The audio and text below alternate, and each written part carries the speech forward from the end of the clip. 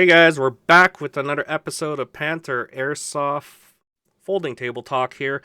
This is episode 91. We are going to be talking about OmegaOps Crossfire 2, and this is going to be the after action report. We had the overview just about a month ago, I believe, the last time we talked, and you guys had a lot of things going on back then. Because I think it was just like 2 weeks before the event started, so you guys are literally running around getting everything ready, and then I thank you again for sitting down with us at that time, even though it was pretty busy, and we went over the rules, things that people needed to know, and what they needed to do before they started, and as they got there, as well as timelines. But now that the event has happened and everything's done, everything's packed up. Hopefully, everything's packed up. You guys didn't leave anything, did there? I hope. We almost did. Okay. Almost. Yeah, Almost. I heard Rainbow almost lost his sword, but thankfully, Justin, you found it. That has been found and will be Yeah. returned to him this weekend. I've been Ah. holding it ransom for the last few weeks.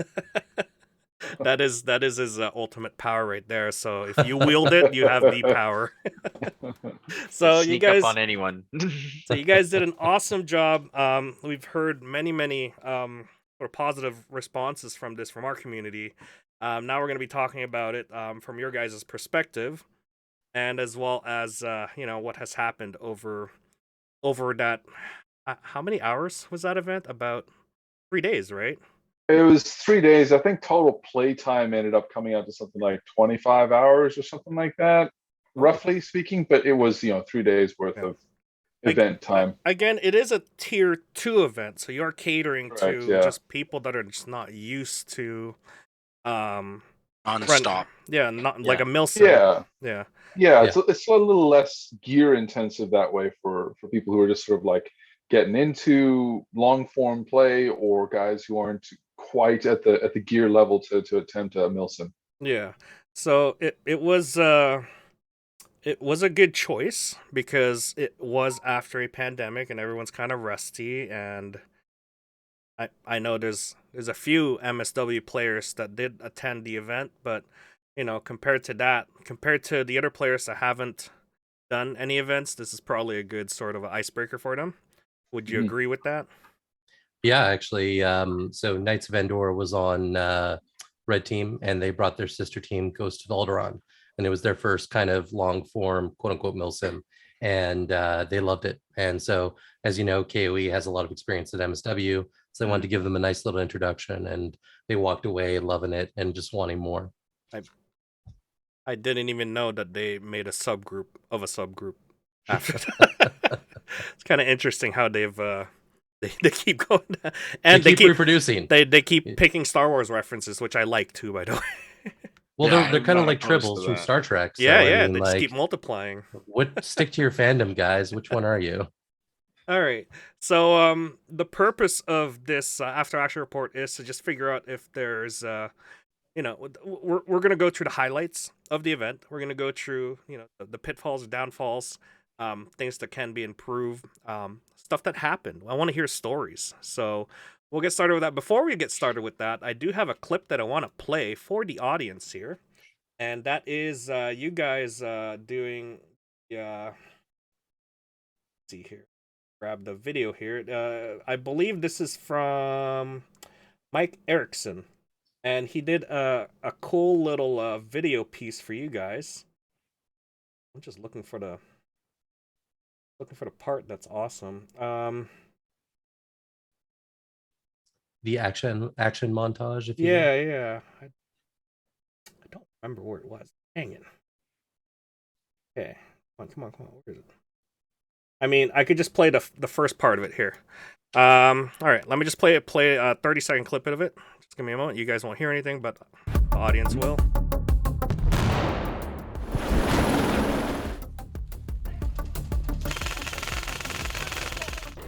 Autofocus with Panasonic, never a good idea.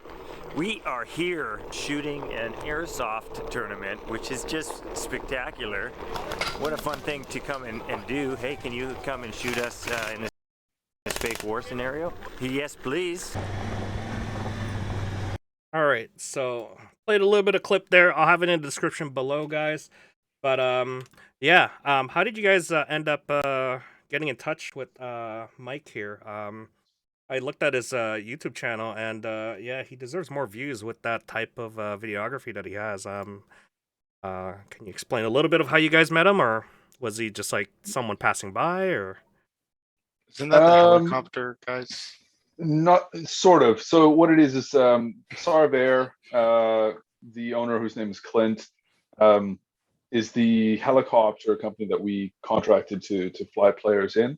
Oh, okay. And when speaking to him, he mentioned that his son was a videographer who had actually done some work with like National Geographic in the past, and had said to us, well, you know, my son does filming and things like that. Would you guys be interested? So, you know, pass his name along, et cetera, et cetera. We worked out a deal with him, and Mike is his buddy and was like helping him to do a lot of the film and pictures and things like that, because it's too much for one guy to do.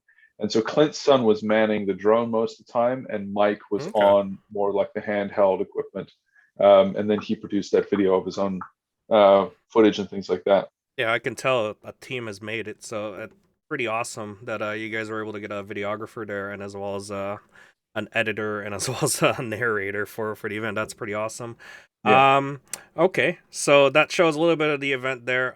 We've seen tons of videos out there with the explosion part. We'll talk about that a little bit later. I know you guys love pyrotechnics, but so let's just start off with the summary of what happened. So May 20th at 7 p.m., People of Beskar, which was basically Blue Team. I believe that is Craig's team?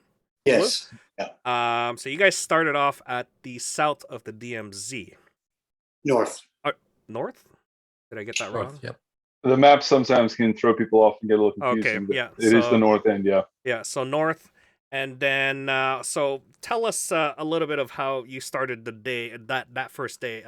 Were you in a big like briefing with your squad, or were you organizing your FOB, or were you moving things around, or you know, let's hear it from day one. What did you do with that? Yeah. So for, I guess I'll start first. I guess.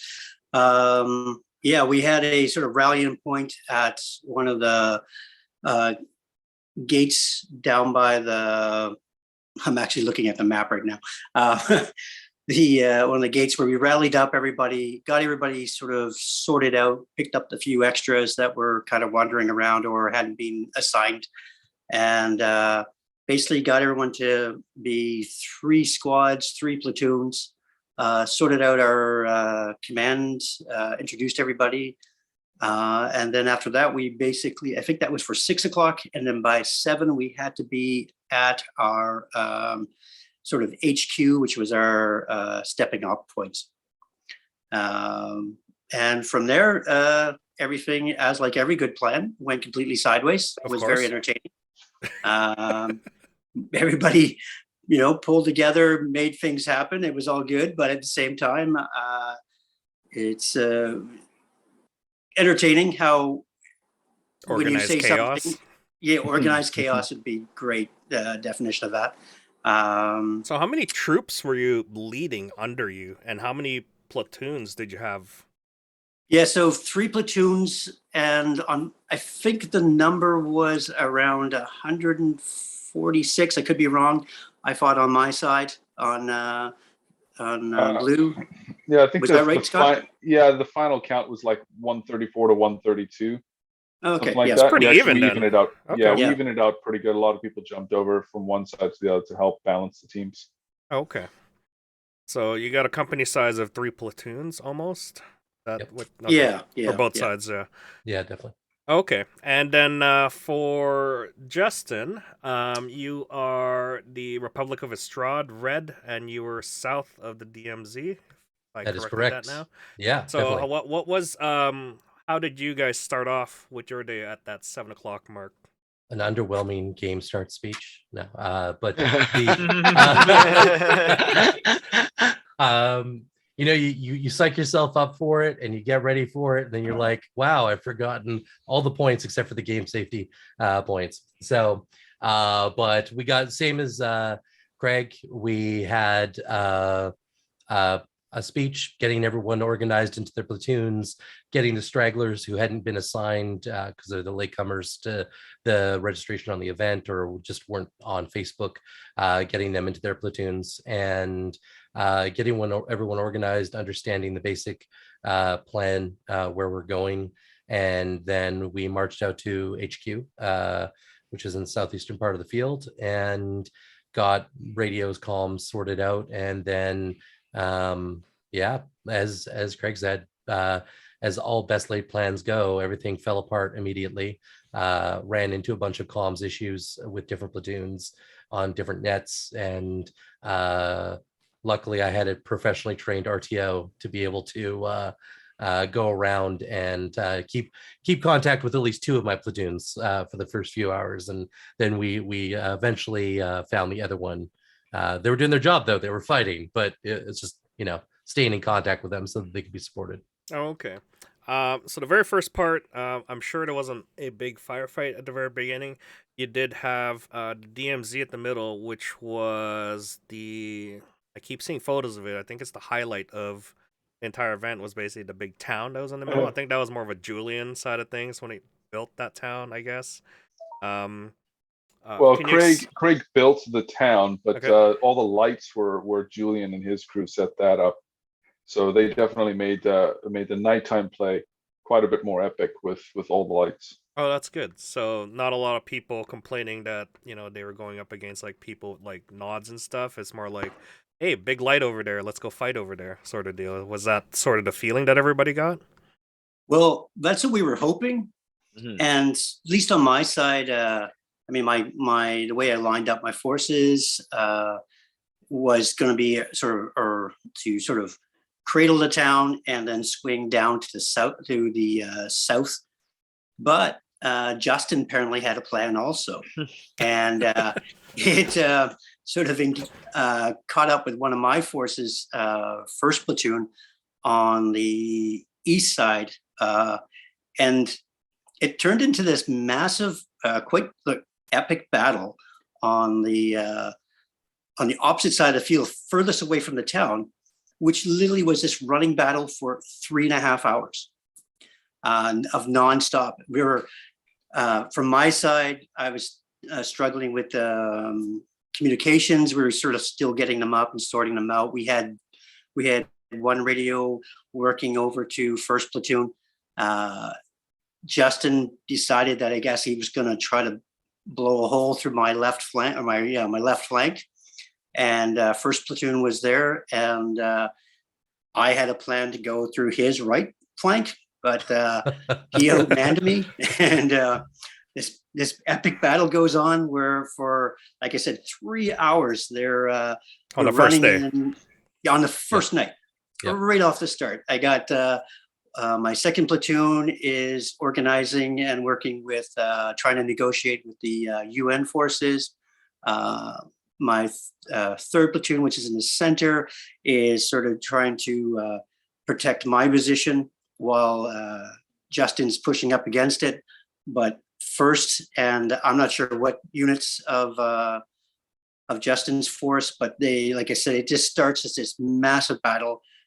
All I have is a radio. Joel, my second is running first platoon. We're trying to run reinforcements. We're trying to get them extra ammo. We're trying to get communications up. We get 2 runs in, and like I said, like after 3.5 hours, they're running out of ammo and water. I'm able to finally find my way over to see them, just to see the very end.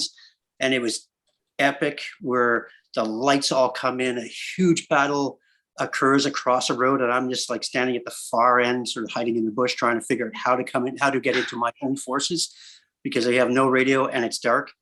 And suddenly one of my guys has bagpipes, and the bagpipes start playing. I saw that. I heard about this. Yeah. It was just amazing. It was this, and Justin's forces, it was where first had run out of ammo. All the medic supplies were done.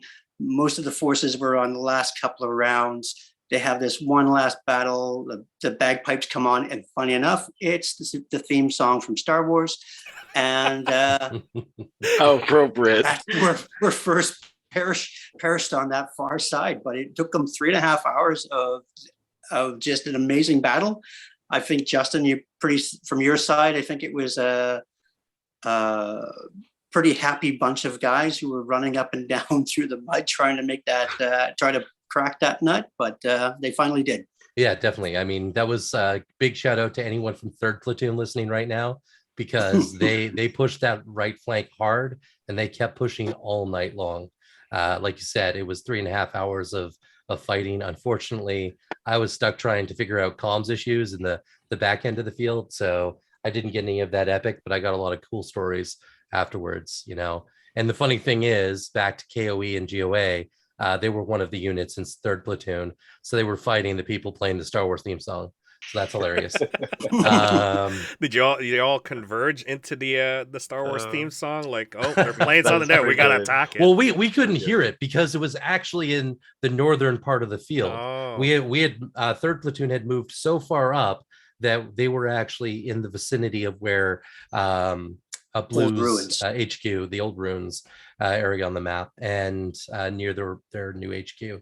And yeah, so epic battle going on in the back flank of Blue there. So they put in a really good fight. And then in the meantime, during the night, my 1st and 2nd platoon were in there doing everything from negotiating and giving a large amount of BBs to the UN forces so that they could pass by. But the UN forces weren't like, oh yeah, your entire squad or platoon could pass through to give us a few hundred BBs. They were like, all right, we'll take one bag, we'll take a couple bags from you, but only 3 of you can pass through. So they would just let like 3 players through, and it'd be like very like 3 guys aren't going to do much against a fully sized squad on the other side. So it was hilarious. Let me back up here. What was the role of the UN group? Was it just to control that LOC between north and south, and to prevent passage for easy passage for red or blue to go up and down? Is that correct? Yeah, I mean, I think Craig and Scott can speak to this a little bit more, but definitely slowed down the ability to move across. A lot of the players really loved the limited role play that happened between them and the UN forces, gave it a little bit more story spice, and the UN forces were loving it. They were eating it up. So I think that not only did it provide that control of that line, but also just a little bit more story elements. And rather than 2 sides running at each other, having a large BB fight in the middle of at sunset, it slowed things down and made it a slow burn at the beginning, which was nice, I think. Okay, so I see that they're acting as like that area there, the buffer zone. What I want to know is what was that initial sort of flashpoint? Who shot for it? Was it red or was it blue? Was it the UN? That's what I want to know now. It was absolutely red. Here we go. Here we go. It was definitely blue. And also the UN dogs. I mean, they shot my men. I saw them laid out in the road. It was a 3-way fight. No one knew who shot first. I mean, they ganged up on us, really. Though. The dirty blue forces can't even fight by themselves. They have to enlist mercenaries. We're never gonna hear the war crime stories, guys. Never stop. Okay, so at least the war started. That's how it all starts. So as far as weather goes, what was the weather for the first day or the entire event? So I mean, well, leading up to the event, I think it was the Thursday, we literally had every kind of weather you could possibly have. It snowed overnight. We had hail. We had thunder showers with lightning. And then the sun came out. So it was a little of everything. So Friday, I think we had a bit of a downpour and a windstorm kind of leading up to the start of event. But then Saturday rolled around, the sun came out, and it was nice for the rest of the weekend. Nice. It wasn't stupid hot, but it was warm and the sun was shining, so it was good weather. During the nights, it got a little cold though. It Oh, did down get to oh, cold. negative cold. two, negative two wow. the second Yeah, night. I yeah, keep forgetting this is an interior. It does get Yeah. a lot yeah. colder Well, than it and is here. there were no clouds as well, right? So Ooh. any Yeah. heat that was there just dissipated immediately. Any emergencies or anything for night? No, everybody hopefully followed the Nope. overview. Okay, good. Yeah, most people who were kind of on the edge pulled themselves out a little bit early, and then we noticed, a lot of people were starting to kind of hit that zone of like moving over into dangerous territory. So we called a little early on a couple Okay. both nights actually. Also, So- there were unconfirmed reports of monsters roaming the Yes, fields. yes. Monsters. Yep. Some sort of creature scared our paramedic, and yeah. Okay. Are we gonna name this monster for future Well, events? none of us saw it. All we know is he was in the back of one of the vehicles. We were going out to pick up Justin at Index. I think was it Saturday night? That was Friday night, actually. First night. Yeah, first Yeah. night. And it was me and someone else in the vehicle with me in the seat driving, and all of a sudden Tristan started freaking out in the back there and screaming, "Did you see that? Did you see that?" I was like, "No, we didn't see anything." He's like, "Well, something was moving real fast and it was real big, and then it got in his head, and that was it." And there was monsters on the field for the rest of the weekend. Got it, Sasquatch. All right. Yes, Yeah. yeah. Definitely. Badger. I same. want to cover a little bit of the UN forces. I saw a lot of their footages. The UN forces is mostly comprised of a lot of the admin groups. I believe that's you as well, Scott, right? Not exactly. So Was it like led by Jeff mostly? Jeff was supposed to be like the commander admin, as it were, of the UN forces and acting as liaison between us, the admins, and Julian, the UN mercenary force that was supposed to be like our holding action, as it Okay. were. So I saw a lot of the mercenary forces wearing black. So Mhm. so the story goes that the UN forces did not from your overview you're saying that they didn't have enough forces or resources Mhm. for this conflict. It's a small border war Yeah. that the UN has to take care of, but there's other things in the world that's happening. So they basically hired mercenary groups. And how did they do or go about emulating what the UN is supposed to do? Or did they actually do anything UN related, or were they just like a roam of a gang that's like out there doing their own thing? Murder Well, hobos. Tell us about I the mean, war crimes, Scott. Tell us about the They- war crimes. they played their part quite well. They did the UN thing at the start, mostly just barked at people. There was a couple of humorous moments where it was like 3 guys were telling 30 guys what to do, and the 30 guys were listening for some reason, like forgot that they also had AEGs and could shoot back. And as Justin was pointing out, there was a lot of negotiations that started happening that we found out about, where it was like, oh, they paid us in BBs to get across, or someone gave me a bunch of bananas, so I let him and his squad through, or random things like that. So it kind of went from them being like a decent United Nations force to full-on mercenary outfit, sort of playing for the highest bidder, as it were. So the story of their involvement kind of evolved, but as the intent of what they were supposed to do, which was to help us slow play around the towns that had become too chaotic in order for the pyrotechnics to be able to go off without having to kick people out, they did very good at holding that and keeping that objective for us. Okay.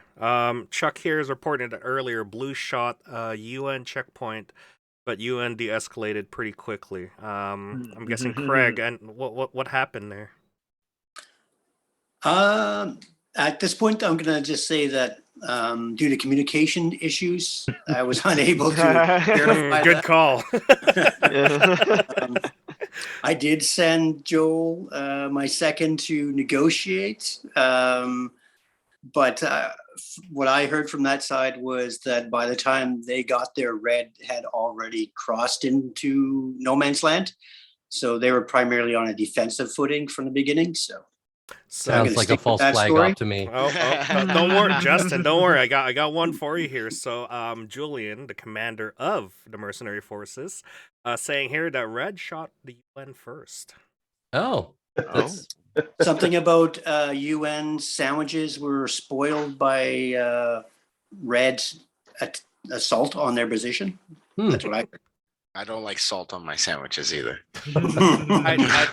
Remember, I like putting you guys in the hot seat here, so get used to it.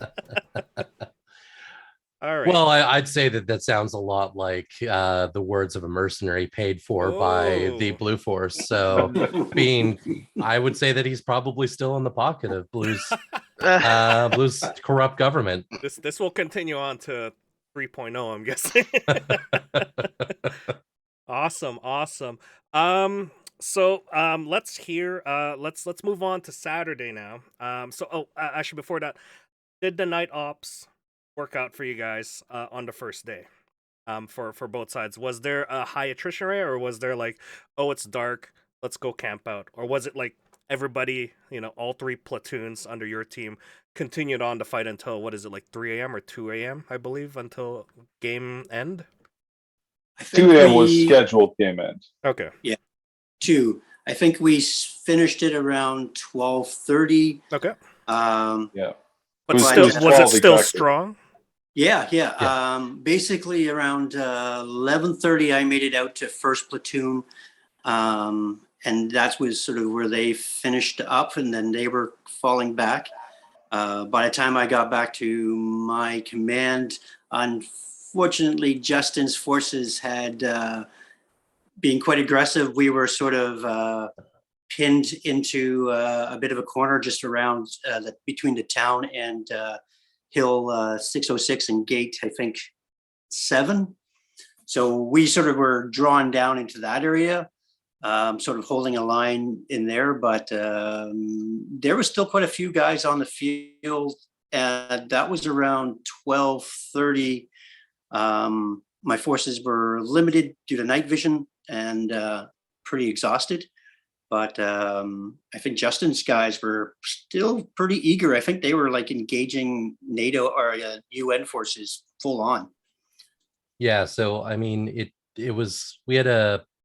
I think overall our forces had a pretty equal level of capabilities when it came to night vision-ish. But it was spread throughout all of our platoons. I saw an attrition of a lot of night vision players as the night kind of wore on. It got a lot colder. Also, much to their platoons, like, props to them, they had fought for 4 hours straight, and a lot of them started heading off the field just because things were standing down for a little bit. And then one of my recon teams, UTAC, they did a great job making them seem like they were a lot bigger than they were, causing hell in the back end of Blue's forces. So, but yeah, just generally speaking, people stuck it out, and especially the more experienced groups. We had the Black Devils out from Saskatchewan, and sorry guys, I don't remember all your team names off the top of my head, but a bunch of guys who have had many MSWs under their belt with experiences with night ops and night patrols, and the people that had experience with that stayed around, and the newer people who just kind of want to chill out and go grab some dinner back in their chalet or whatever did that as well. So we saw slow attrition over the night, but by the end of the night, we still had people to pull off the field because they were ready to fight until 5 a.m. Oh, okay. A question for you. Sorry, go ahead. Sorry, I just wanted to add in that I kind of forgot about this, that Brooks Recce, who was my Recce squad, they were right out till what was the time on the picture they took there, Scott? Well, so the Friday night, the game ended at midnight because I had said to Brooke, here's an objective, you need to take it by midnight, not realizing at the time that there was 15 minutes to go until midnight. And so his team, with permission from Craig, then sprinted basically across the entirety of the playing area to get to the objective within 30 seconds of midnight. Yeah, they sprinted about 3 hours. Yeah. Leave it to Brooke to clutch it, huh? Yep. Yeah. Brooke was a pain in my ass the entire I think honestly, both sides recons teams Yeah, they both performed were fantastic. admirably. They were amazing. Okay, So I so just shout out to both sides because you guys did great. note to Yeah, Brooke. every time I started to formulate a plan, I'd get pecked at from behind, and I always be like, okay, who is it? How many are there? And then later on, talking to them, that damn recon team that would just come up, get seen, pull back, shoot a little bit, and then just keep poking and keep moving around my perimeter. They were very annoying, I must admit. Okay, awesome. So having it as a tier 2 event really help you guys out in terms of like keeping the players going then? Okay. Yeah, I think so. I mean, again, like everybody's at a different level as far as fitness and endurance goes, and then also gear wise. And the field itself, I mean, the temperature was a fairly massive swing to go from about whatever it was, like 15, 16 degrees in the day to, 0 or below at night. That's a fairly large swing. And most people are not generally equipped to jump from the kind of heat to the kind of cold on the fly like that. So I think a lot of people just basically just the environment took it out of them, and they had to call it at some point, which is why we ended the game a little earlier than planned, because it was reaching that point where it's like, look, there's not enough people to make sure that we're keeping track of everyone for safety purposes. It is getting real cold out here, and we were seeing a fair number of people starting to leave, and it was kind of like that balance point of what's fun, what's safe, and how to keep guys fresh for the next day. Okay. And to keep things balanced, did I know we've done medic rules before with your event. The ammunition one limitation was sort of a new thing that you guys introduced. How did that play out in terms of changing the game pace, game style? Was it different? Was it the same? Was it Oh no, it was definitely different. I mean, so personally, I've heard more positive feedback on that. There were some people that had some negative feedback, mostly due to like weight of the BBs that prefer heavier, because a lot of people around here tend to shoot heavier weights. But it did help from our perspective as the admins to help keep the game going at a particular pace, and it helped up the intensity. Every firefight meant something because you had only so much to throw into it before it would start to become a bit of a drain. So from our perspective as the admin, it really helped on that front. And Justin and Craig can speak to how it worked for them. Yeah, let's hear the logistics and supply issues that you're going to get out of this. On my side, first on the with first platoon fighting on the far side of the field and being initially cut off, we had to do runners with ammo. We had to break through the line just to get small amounts into them near the beginning of the fight. And then we had to do a ammo resupply where we had to go completely around, drop off ammo in behind, which meant our unit had to fall back, collect up the ammo, and then move forward and resupply the force in the field while they were fighting. It definitely meant that you had to count every round you had. Everything was, there was no let's just hose people down and overshoot and just fire randomly. And even that annoying thing where people have a tendency of just shooting that one round off to see if their gun still works. Nobody was doing that, because every round meant that that was my last one. I know for first, it was critical to be the way they played was completely based off of ammo and medic water. So that played a huge part. Logistics played a huge part in your planning at this point. The logistics and supply, because you also got to deal with medical supply as well. Priority wise, like they were the ones who were in the biggest battle. So drawing extra forces away from third and second just to make sure that ammo was being delivered and getting out to them. Yeah. Okay. And Justin, for you, same sort of dynamic. That it added more pressure commanding? Yeah, I mean, it definitely adds all the way down the hierarchy.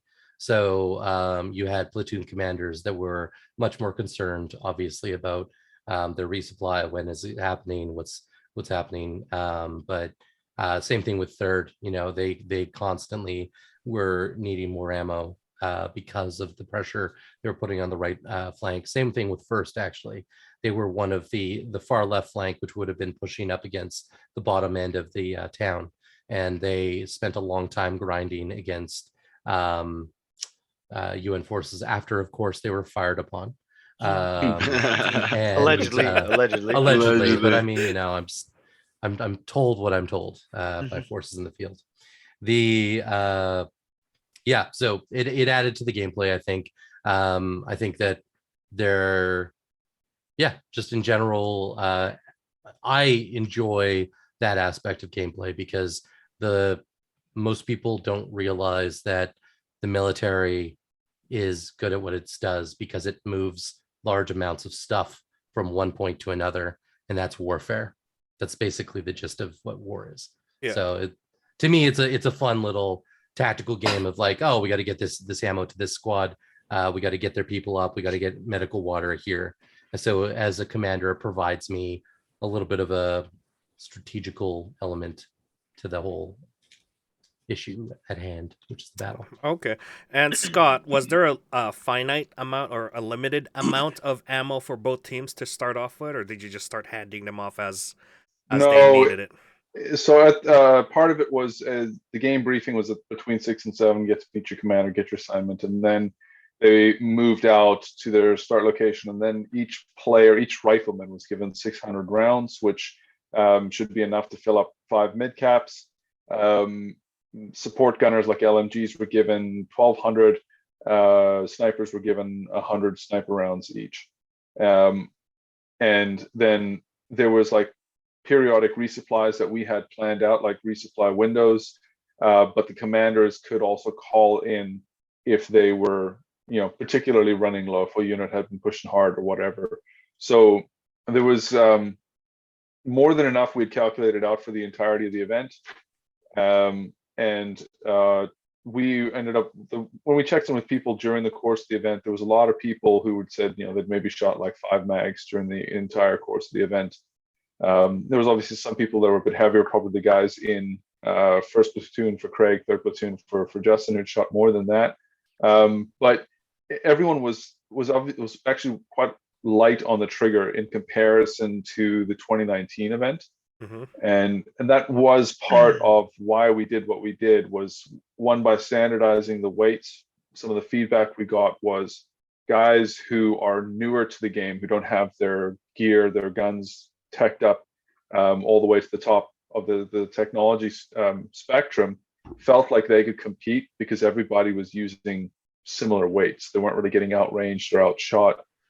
So it made everybody feel like they were on more of an even tech playing field, and it came down to skill level instead. And then also the limited ammo also made people pick their shots more, and it made each firefight mean something to them because it meant you're using a finite resource, at least as far as that particular firefight goes. Okay, so it becomes a resource war now. Was there any sort of like, I know we're trying to, I just want to emphasize more on just the logistics and supply aspect of it, because was there a lot more players searching dead bodies or going to loot a command post for like ammo or something like that? Was there a lot more of that? There was an event. I'd say that it was. There was a few times where we were actively looking for red supplies, and also their respawns, and even any dead players that we could check. There was a definite search for ammo on our side, anyway. Yep, same on our side. It was a lot of people were scavenging as they went. As they pushed forward, they found dead players, and they basically survived off of the extra BBs that they found. And because on the first night, we on red side, we got a resupply very late due to a bunch of different reasons, most of them being radios. So ultimately it led to us having to scavenge for more ammo, and yeah, pick over the dead, Okay. quote unquote. Yeah. All right. So day two, next day. Let's start off with how things rolled out. I'm sure this is when the helicopter scene sort of happened, and as Yeah. well as your explosion. It was this explosion scene at the end, because I feel like it was at the end of the event. I know you guys usually do the big ones at the end. So there was the main pyrotechnics display was planned for the helicopters, which was to kick off Saturday morning. There Oh, was a okay. secondary one that happened on the Sunday around as the conclusion of the event. So yeah, so we had set it up so that there was four helo landings. There was 2 teams of 5 for each side, blue and red, and the way we had set it up was the helicopter was going to try and land at the hospital.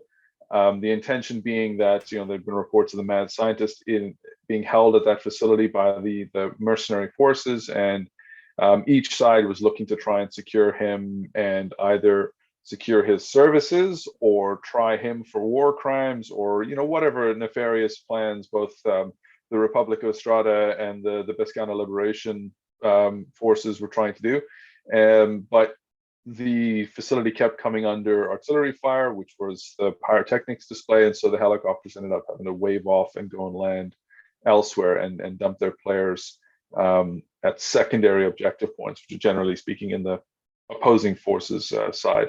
Now, did the guys from the helicopter were they able to see the explosion on the ground? Did it look cool? I didn't see Oh, the yeah. videos on it, but it looked pretty awesome on the ground. I'm still waiting for that. A lot of the guys in the helicopter had GoPros, and I made sure they were running before the bird took off. But the pilot got as close as he was comfortable to get with things blowing up and him in the air. But yeah, he was giving them a fairly decent show of the little region we had placed the town in. So they should have had some really good sight lines. I know a bunch of the Marauders went. They said that it was a pretty good show from their perspective. Nice. So, from the 2 commanders, how did you guys start off your Saturday? Whichever one wants to go first. I'll go first. What was the Yeah, first cool. order of things? Yeah. Yeah, First first order order, things for me yeah. was we after the night before, we shuffled the units around a bit to help get them. Am I still on? Yeah, you're on. You're Yeah. still good. Okay, sorry, everything went black. So we shuffled our units around because on the first night, 2nd platoon had a pretty quiet evening, and 1st ran all night long. So we pushed for 2nd out underneath the town to engage red and cut them off, and kept 1st somewhat in the rear as a reserve force. They ended up pushing into the middle, and I was basically standing about the halfway point between my forces and Hill 606, and I could still feel the ground thump and also the flash, the heat of the flashes when the pyros went off as the helicopters went by. So it was a great perspective. Everybody sort of stopped. I was trying to keep my forces close enough in so we could swing around underneath the town, but it also sort of made for a fairly good show for everybody to see some of the pyros indirectly, or at least they could really feel the thumps as they went off. So everyone seemed pretty happy. Hold on. Was this explosion bigger than Crack Shack? For those people who don't know the story you behind know, if, you know. if you know, you know. If you I don't, can look never- it up. I cannot confirm, deny, or confirm that. There was a good thump and some pretty large fireballs. From the videos you can see, most of those videos are taken at about almost 200 yards away. So Seems it was pretty still small pretty at big. 200 yards, but Exactly, yeah. I'm sure take up that. close So it's if you big. were exactly where you were in that 150, 100 yards and 50 yards, it fills the sky, especially overhead. So yeah. Well, congrats, guys. You've outdone Yeah. yourself yet again. So I Take was any at the, credit for that. We have to. Our pyro guys were brilliant. yeah. I was at the airport, obviously getting the guys loaded into the helicopter there, and I could feel the ground shaking over there.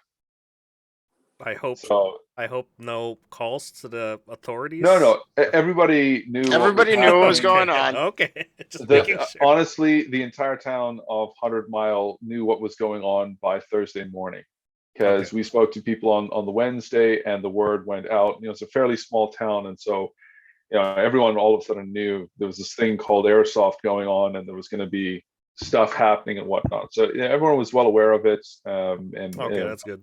there were no calls. There was no emergency services that showed up or anything like that. It was all perfectly safe, but it was just definitely making sure, like, explosions. You guys are the best at that, and the other things that come along with it. yeah. All right. I think the ones on the Saturday weren't quite at the level of Crack Shack. There was a series of booms that went off, with the big one being probably close to the Crack Shack level. The Sunday there was the Big Bertha one that was Crack Shack level. Okay. Yeah, definitely. All right. Sorry. Continue on with the Saturday. From Craig or Justin. Everyone. Well, I can just go to the point of the initial helo insertions from our perspective. Yep. We got started on the field and read, knowing that the UN had betrayed their role as peacekeepers, decided that we wished to take the town. So all of my different platoons started moving in from the south to basically move across as a line to control that entire line of control, and then eventually take the city. That was the plan. However, it seems Blue took their lickings and learned very quickly from the last night to not give us too much breathing room, or else we're going to get in your back 40.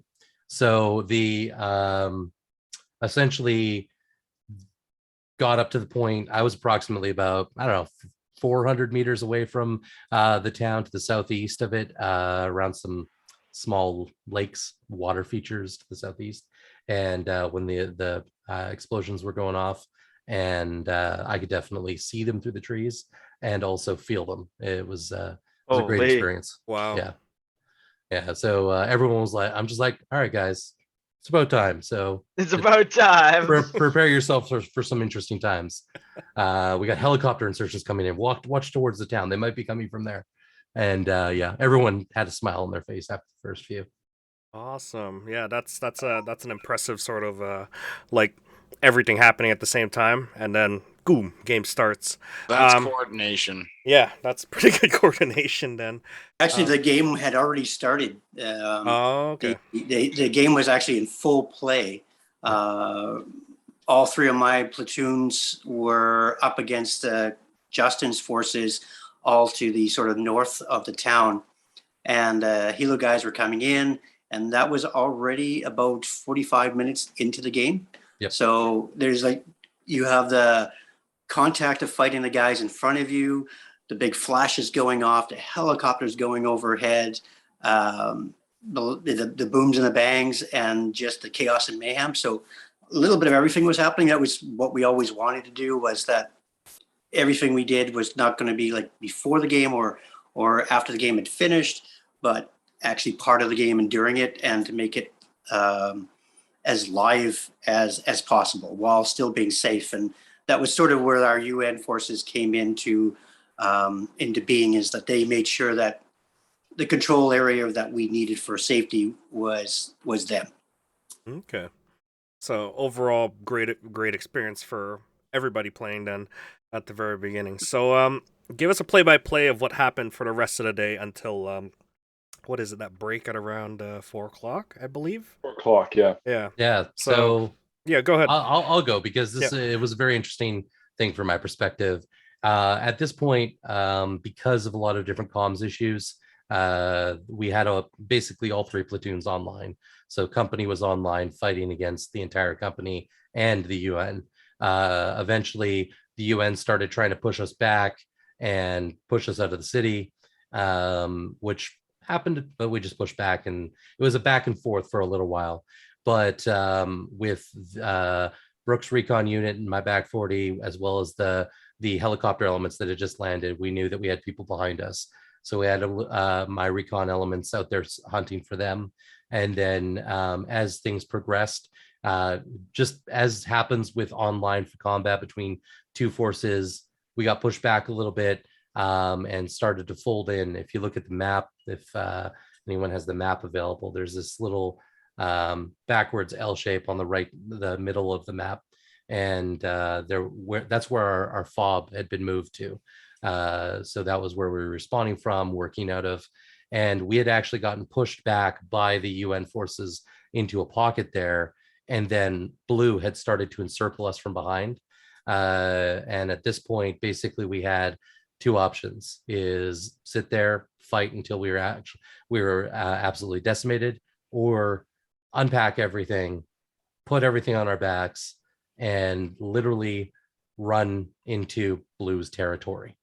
So we did a fighting advance north along the far east side of the map, the map that you'll see up the main road. And I had one UN guy come to me at the end of the event, and he's like, "So how close were we to like getting you?" Like 15 minutes. You guys would have had us within 15 minutes. If you would have pushed a little bit harder, you would have totally encircled us. But to all of Red's credit, they got their asses up. They carried a crap ton of weight, and everyone was learning how to do an Aussie uphill. Just we're peeling up that road. Oh, there you go. If you can see that map there. Oh, that's cool. Yeah, Oh my so god, at- those Monopoly pieces. yeah. Oh, good So- old Lego. Lego. So at the end of this whole advance, by the time the 4 p.m. Advance broke for the day, well, for the beginning part of the day, we had our fob set up in that clearing you can see to the left of P3 there. And so we were now in Blue's backyard. And we had essentially just relocated completely. Oh wow! So you headed all the way. That's north, right? Yep. You headed all the way north, and then you basically like went into their territory at that point and set up.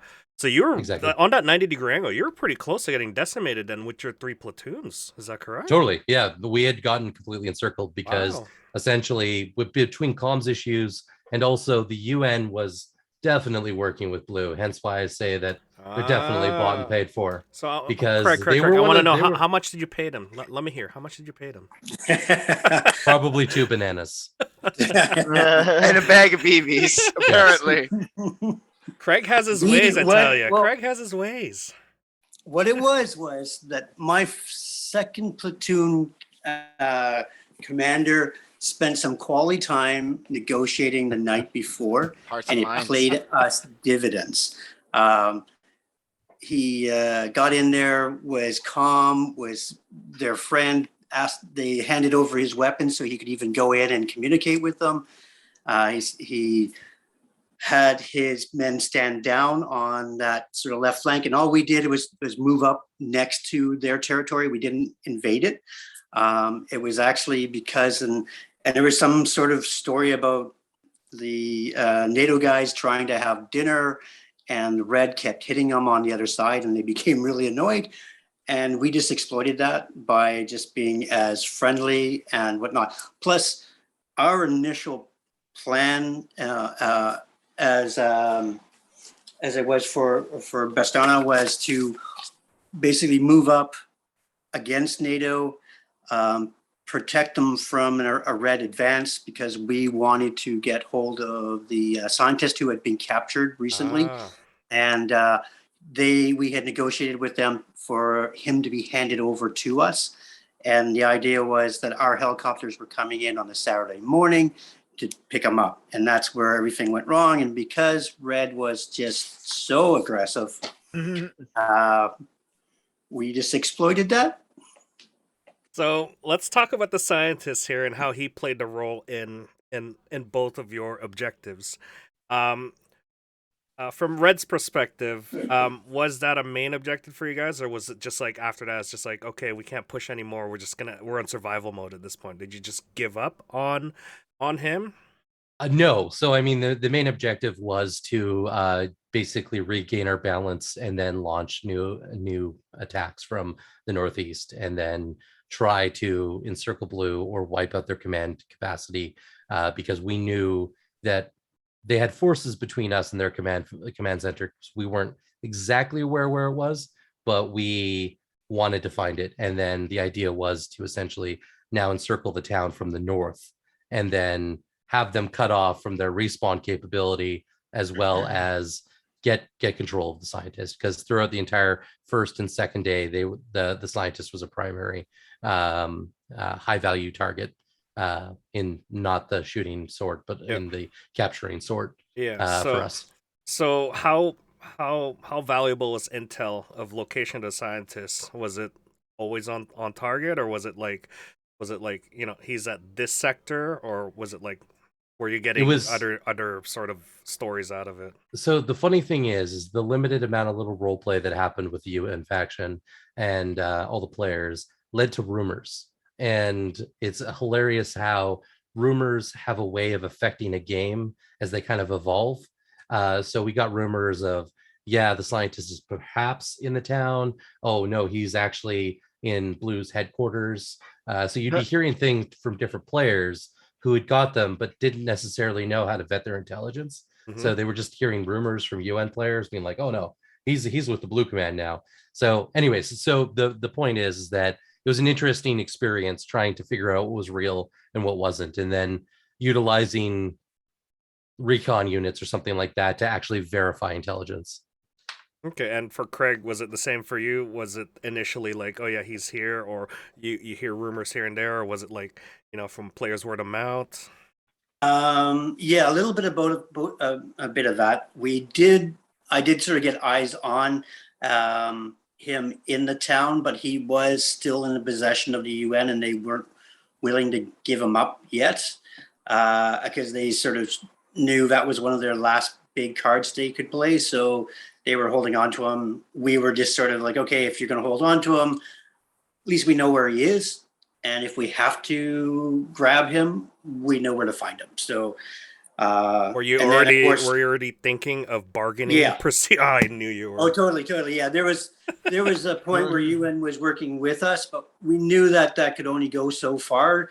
So there was on the Saturday morning, I had I think second squad of first platoon were literally hiding in the shadows of the north side of the town, staying completely out of sight. But they were instructed that if at any moment that they were, they heard the word, broken arrow, they were to just rush in and go for the hospital and grab the doctor, while I had a sniper team basically sitting above the minefield facing into the field, and their job was, if anything goes wrong, take out the two guys in the tower. And that was like, we had a full plan, and whatever, it would go horribly wrong much later in the game, but we did have a plan to start. So I'm starting to see a theme here with both of the teams. Justin, I'm starting to see that, you're dealing with brute force all the time. And then you got Craig, who is dealing with, a silver tongue here of just like negotiating, planning, and talking to people. Is that what I'm seeing here? Like, I'm starting to notice a pattern. Yeah. I would say that I have both been of called us a silver fox. Yep. Yep. I would say that both of us have very unique command styles. Yeah, and it plays out to the character of your company, basically. Yeah. And I would say that as much as it's brute strength, it's also maneuvering. I have to give all of Red Team credit, because there's stories of MSW's past where people dug fobs for an entire day and were forced to do that. I felt bad to make my guys run for hours, basically across the field to survive. I'm sure they loved it. They did. I mean, there was some great running firefights. Everyone was really gassed by the end of the 4 p.m. cutoff time, so they were glad to get dinner. Okay, and Scott, from your perspective, sorry, go ahead. You were going to say something. I was just going to say, I will point out that Red Team did try to negotiate with the UN forces a number of times. I believe every time they said we need Red Commander and Justin went up there, he was assassinated though. So communications broke down rather quickly between Red and UN. By the scientist. Yeah. The scientist shot you? Yes, yeah. So I was brought up to the front lines because one of my platoons was starting to negotiate with UN forces, and they're like, oh well, we're gonna go. I'm like, well, I'm the commander. I can go ahead and negotiate for us. And they're like, okay. So I lean over to my XO and I say, if I'm not back in half an hour, kill everyone. And so they drive me into the town and they bring me into one of the smaller buildings. And I'm just like, this is weird. And everyone has their phones out. So I'm like, okay, something's off. I'm like, am I being detained right now? They're like, no. You're just gonna have a negotiation with the scientist. And so the scientist walks up to me, turns around with his back to me. He's like, I just want to try something. And I'm like, what do you want to try? He turns around, pulls out a double-barreled Glock, and then shoots me. That sounds like a crime. I mean, well, and then A doctor, a scientist, a man of science. Can we confirm this? Do we have Well, video I mean, evidence of this? You're gonna have to talk to the mercenaries that were bought by Blue, because obviously these war crimes were committed by under the banner of the Viscount Liberated Union. I'm sure there's footage floating around on the dark web, being sold, traded for. So, guys, I want to see this. I was medicked afterwards, so just so you know, this is totally in character knowledge. Totally survived. He Ronald Reagan did. Yeah. Okay. Yep. And in his defense, the scientist felt terrible about it too. Oh, he did. Okay. From Scott, from your perspective as an admin, how did the scientists sort of progress in the story from the very beginning and then till the lunch break there? Well, I mean, like his role on the Saturday in particular was really just to be an agent of chaos, to sort of add to things and add to the confusion and be a presence on the field. Game wise, he didn't have a specific purpose prior to the Sunday where the rocket was the big show. It was really just more to be like a tantalizing objective there for red and blue to go after. And he did that really well. The UN Merc guys really sort of worked with him and became his cronies. And obviously he got involved in shenanigans with Justin. And I think some people tried to bribe him as well on the Saturday. There was Twinkies or something like this involved. One of my guys ends up in jail. Okay. Somewhere. So someone ended up in jail. I don't remember the specific circumstances of how that happened, but there was a lot of jail involved for random people. There's jail in here. A lot of man, random jailing. Yeah. Eh? All right, so let's hear what is the situation with this jail part. Why did he get jailed? What was this war crimes? I want to hear this. I want to hear the mock trial. In this particular case, present Dave your evidence. Blair, if I have to put any more names to that, Dave Blair was sent forward to help negotiate inside the town, and just as we were controlling the town, but we didn't control the hospital and the police station, which was on the east side of the town. And Dave and the scientists got into a open gunfight, and thus the UN forces swept in, arrested both of them, and put them in jail, put them in a timeout, for being bad boys, which was funny, but also awkward, as that was my point of contact for negotiations, and he was behind bars. Oh, did negotiations break down when there was a fight? It started to fall apart there, yes. Okay, did you have to pry him out, or was there some sort of bail process that you Actually, no, I just left him there. I just said, yeah, never mind, it's Dave. Knowing your two rivalries, It's probably best that Dave is in jail and is where I know he is. I know your and he's not guys' causing me a history. problem somewhere I else. know your guys' history. For people that don't know, it goes way, way back, and I think you did the right thing. But I'm sorry, Blair, but The question though, Craig, is did you send him a care package with a Snickers in it? Nothing. I wanted not him even to a suffer. file. Not even a file. Yeah. All right. Not even a All file. right, that's fair. And I might have actually said to the UN forces, well done. if he's listening to this, Needed a break anyway. yeah. Justin, what about your side? Any imprisonments for Red, or was it just straight on like execution for your team? I think that it was mostly just firefights Okay. during the first part of the day with so I don't think that we got any executions that I was aware of for either Supposedly. side. Supposedly. I mean, if there would, like I said, war crimes are probably all done by Blue, false flag operations.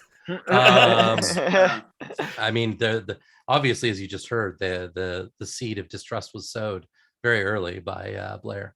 Okay. So but yeah, basically just ended up being straight on firefights and a lot of fire and movement throughout the later part of the day. Okay, so from I'm guessing that op lasted from what is it like not early in the morning, like early afternoon till late afternoon.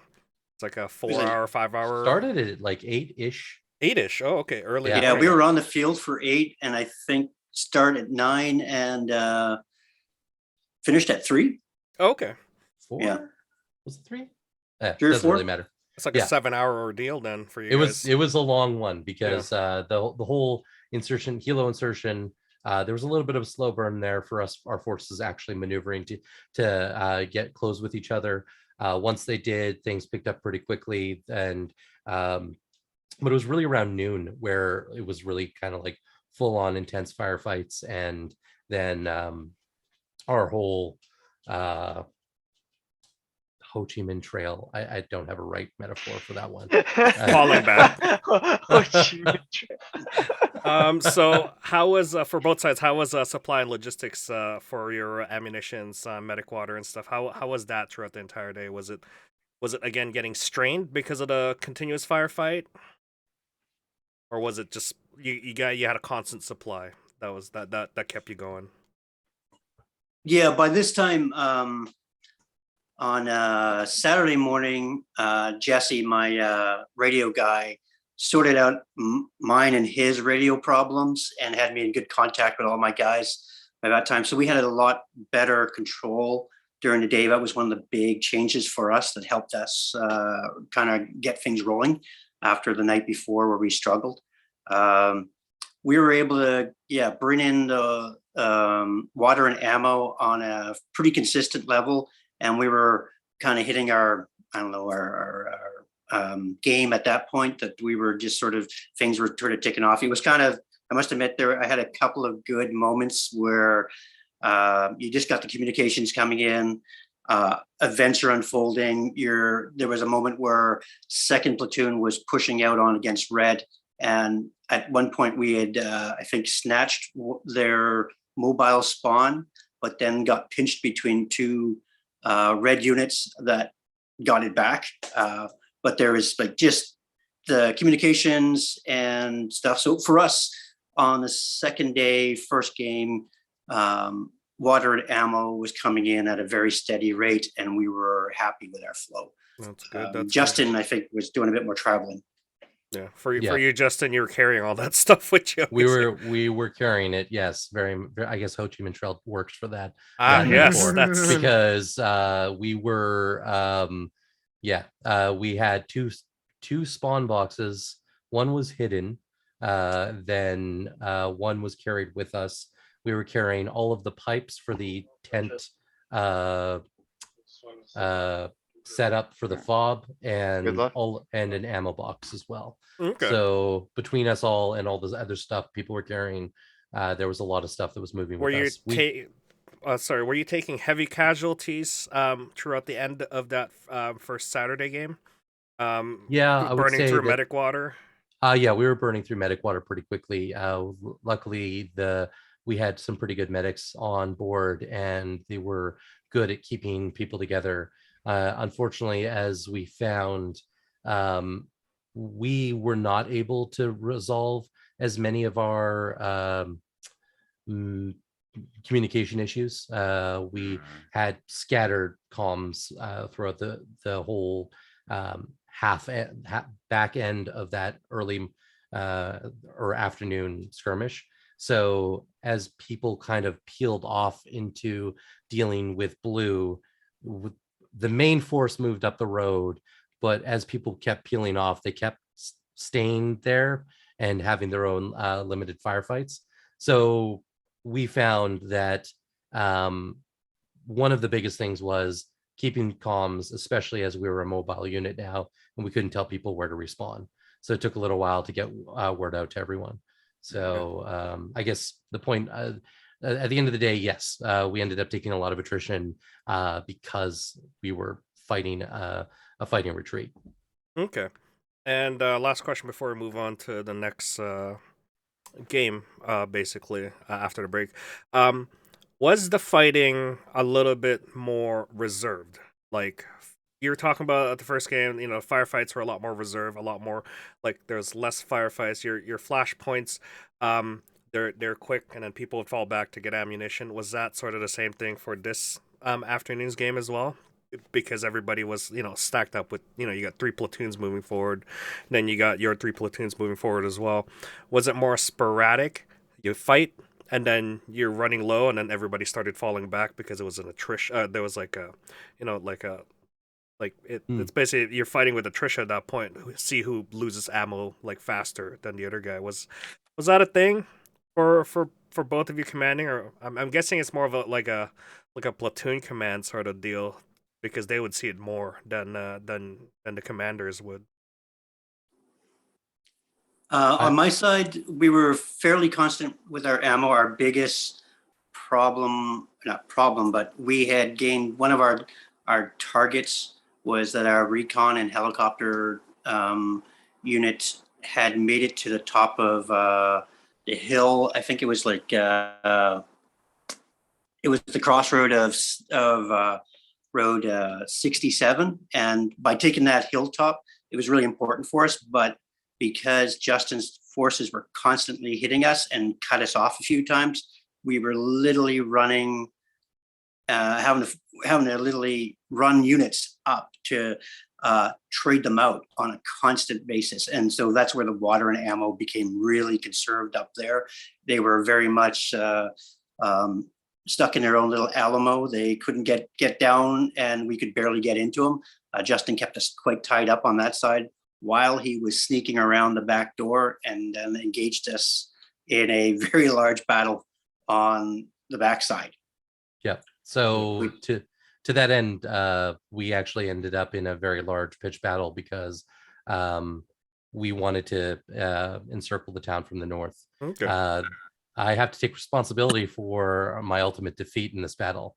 I didn't have as much field knowledge, and I was not aware that I was walking my men into a kill funnel. One that I could see Craig at the other end of, where I'm like, kill that man. And apparently he said the same thing to his guys. But yeah, if you, where you see the P2, P3 markers down there in the basically on the far western part of the field, there's a fenced in area that leads into the town. And I wasn't aware that the fences had barbed wire on them. So my guys had to go through a gate. So basically we were marching down either side of a road and getting kind of hit from both sides. And eventually Blue ended up moving a unit behind us and kind of encircling us and taking us out. So, well fought on that part, and teaches you all to probably do a walk through the field. Well, I did, but not that area.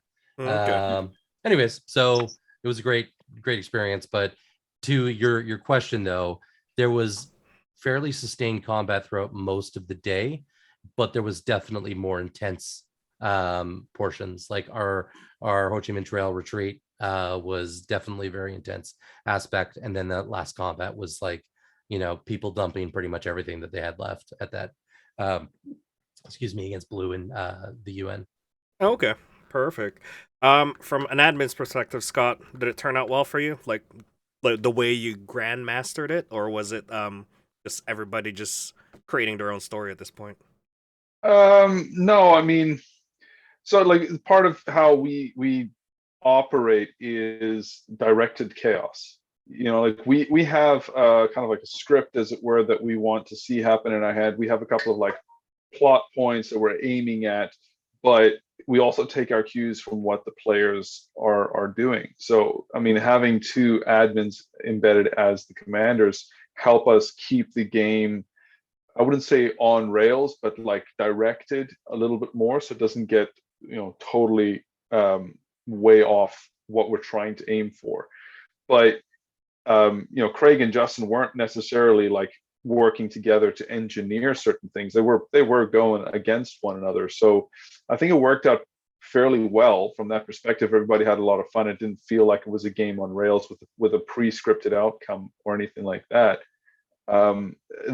Your point, I mean, even though we had limited ammunition, as it were, like limited, it's still 5 mid caps. That's still a fairly heavy load that most people were running with. The reservation came from not wasting your ammunition.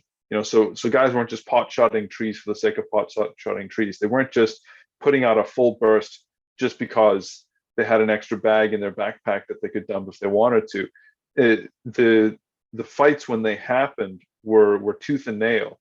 It was very intense fighting, but it was directed and it was short bursts of violence, as it were, and then move on to the next objective. It was like, make sure that what you're doing is worth expenditure of the ammo. So it led the fights to feel weightier, and the in-between stuff was a lot more, tactics, a lot more strategy, a lot more working with the guys in your squad to get yourself into position.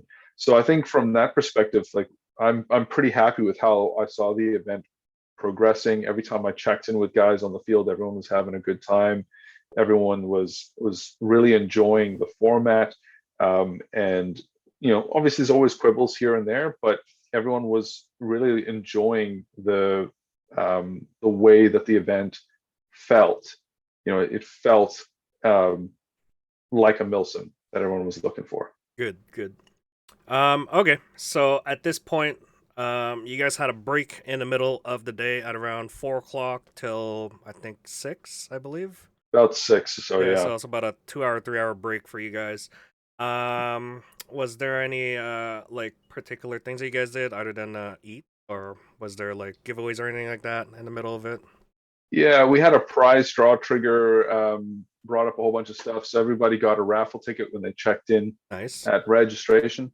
And then we did a prize draw for that. And, guys came up, collected their prizes. It was good, because you get red and blue all into the same space. You get to spend some time with the Op4, and you're just a bunch of airsofters hanging out, which is one of the things Trigger really wanted to see happen.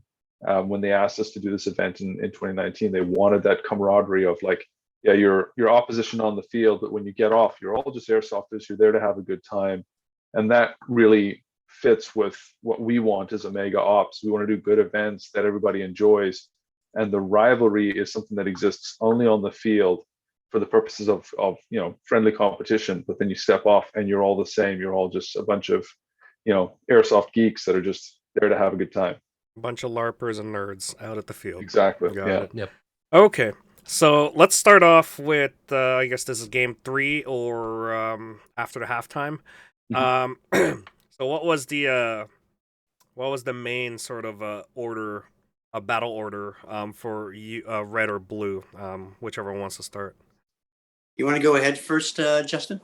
Sure. Yeah. So essentially, we had to do a little bit of a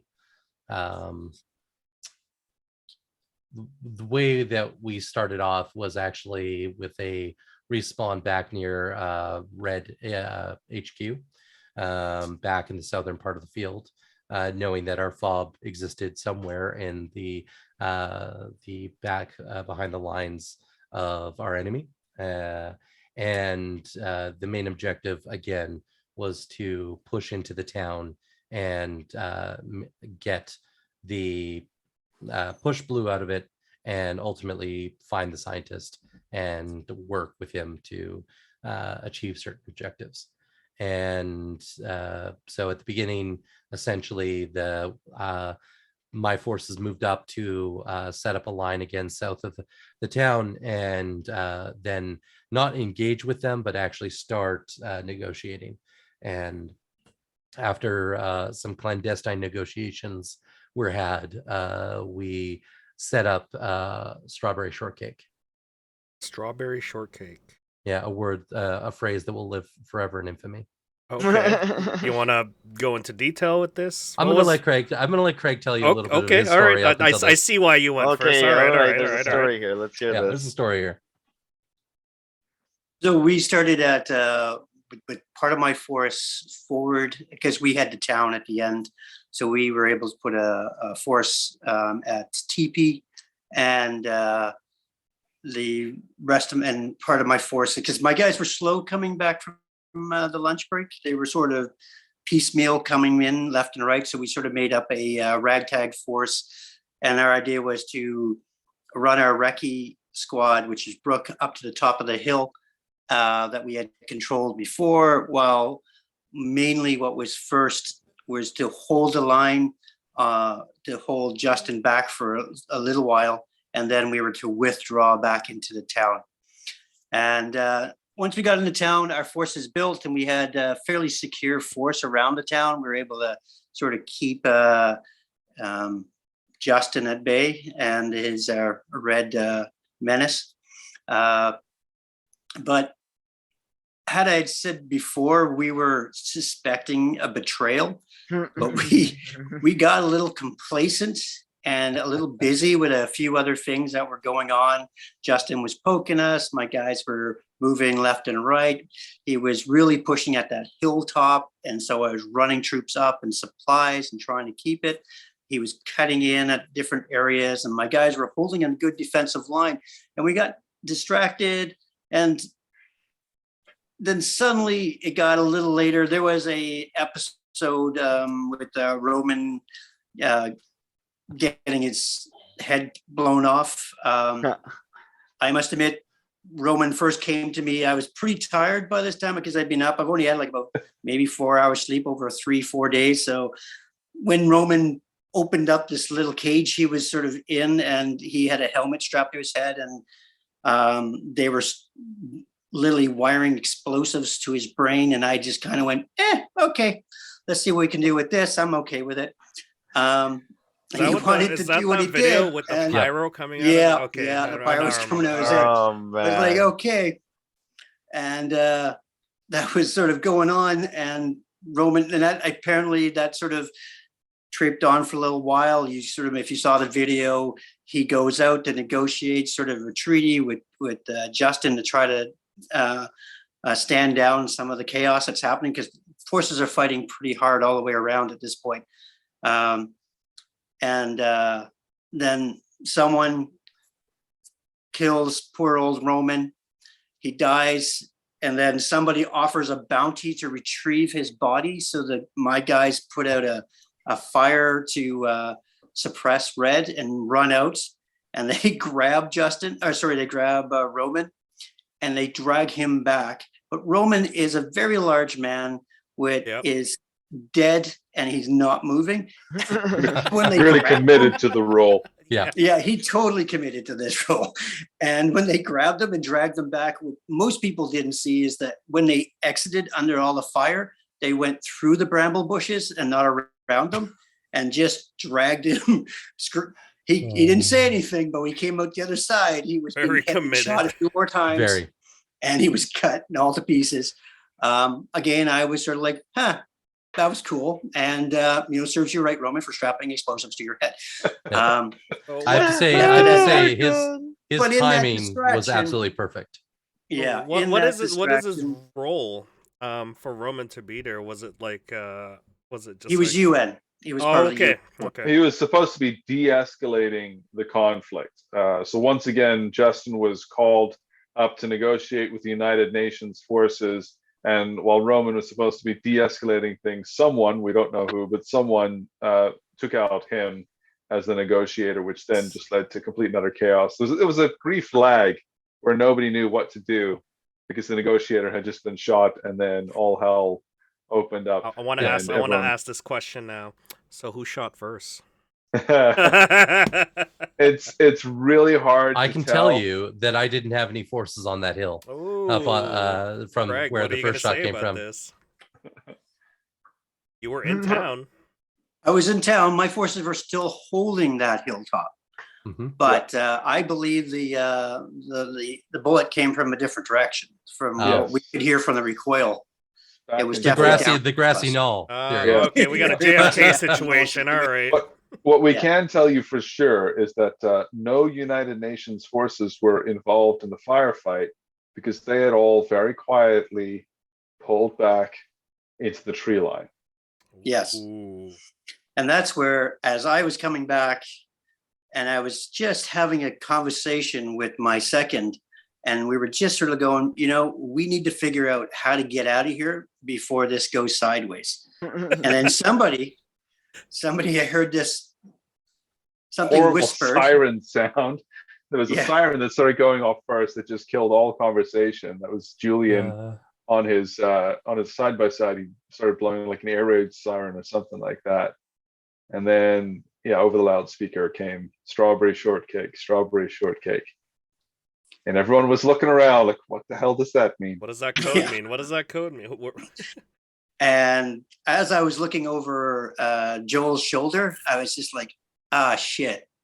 We blinked, and damn it. The UN turned on us. I did not escape. I died.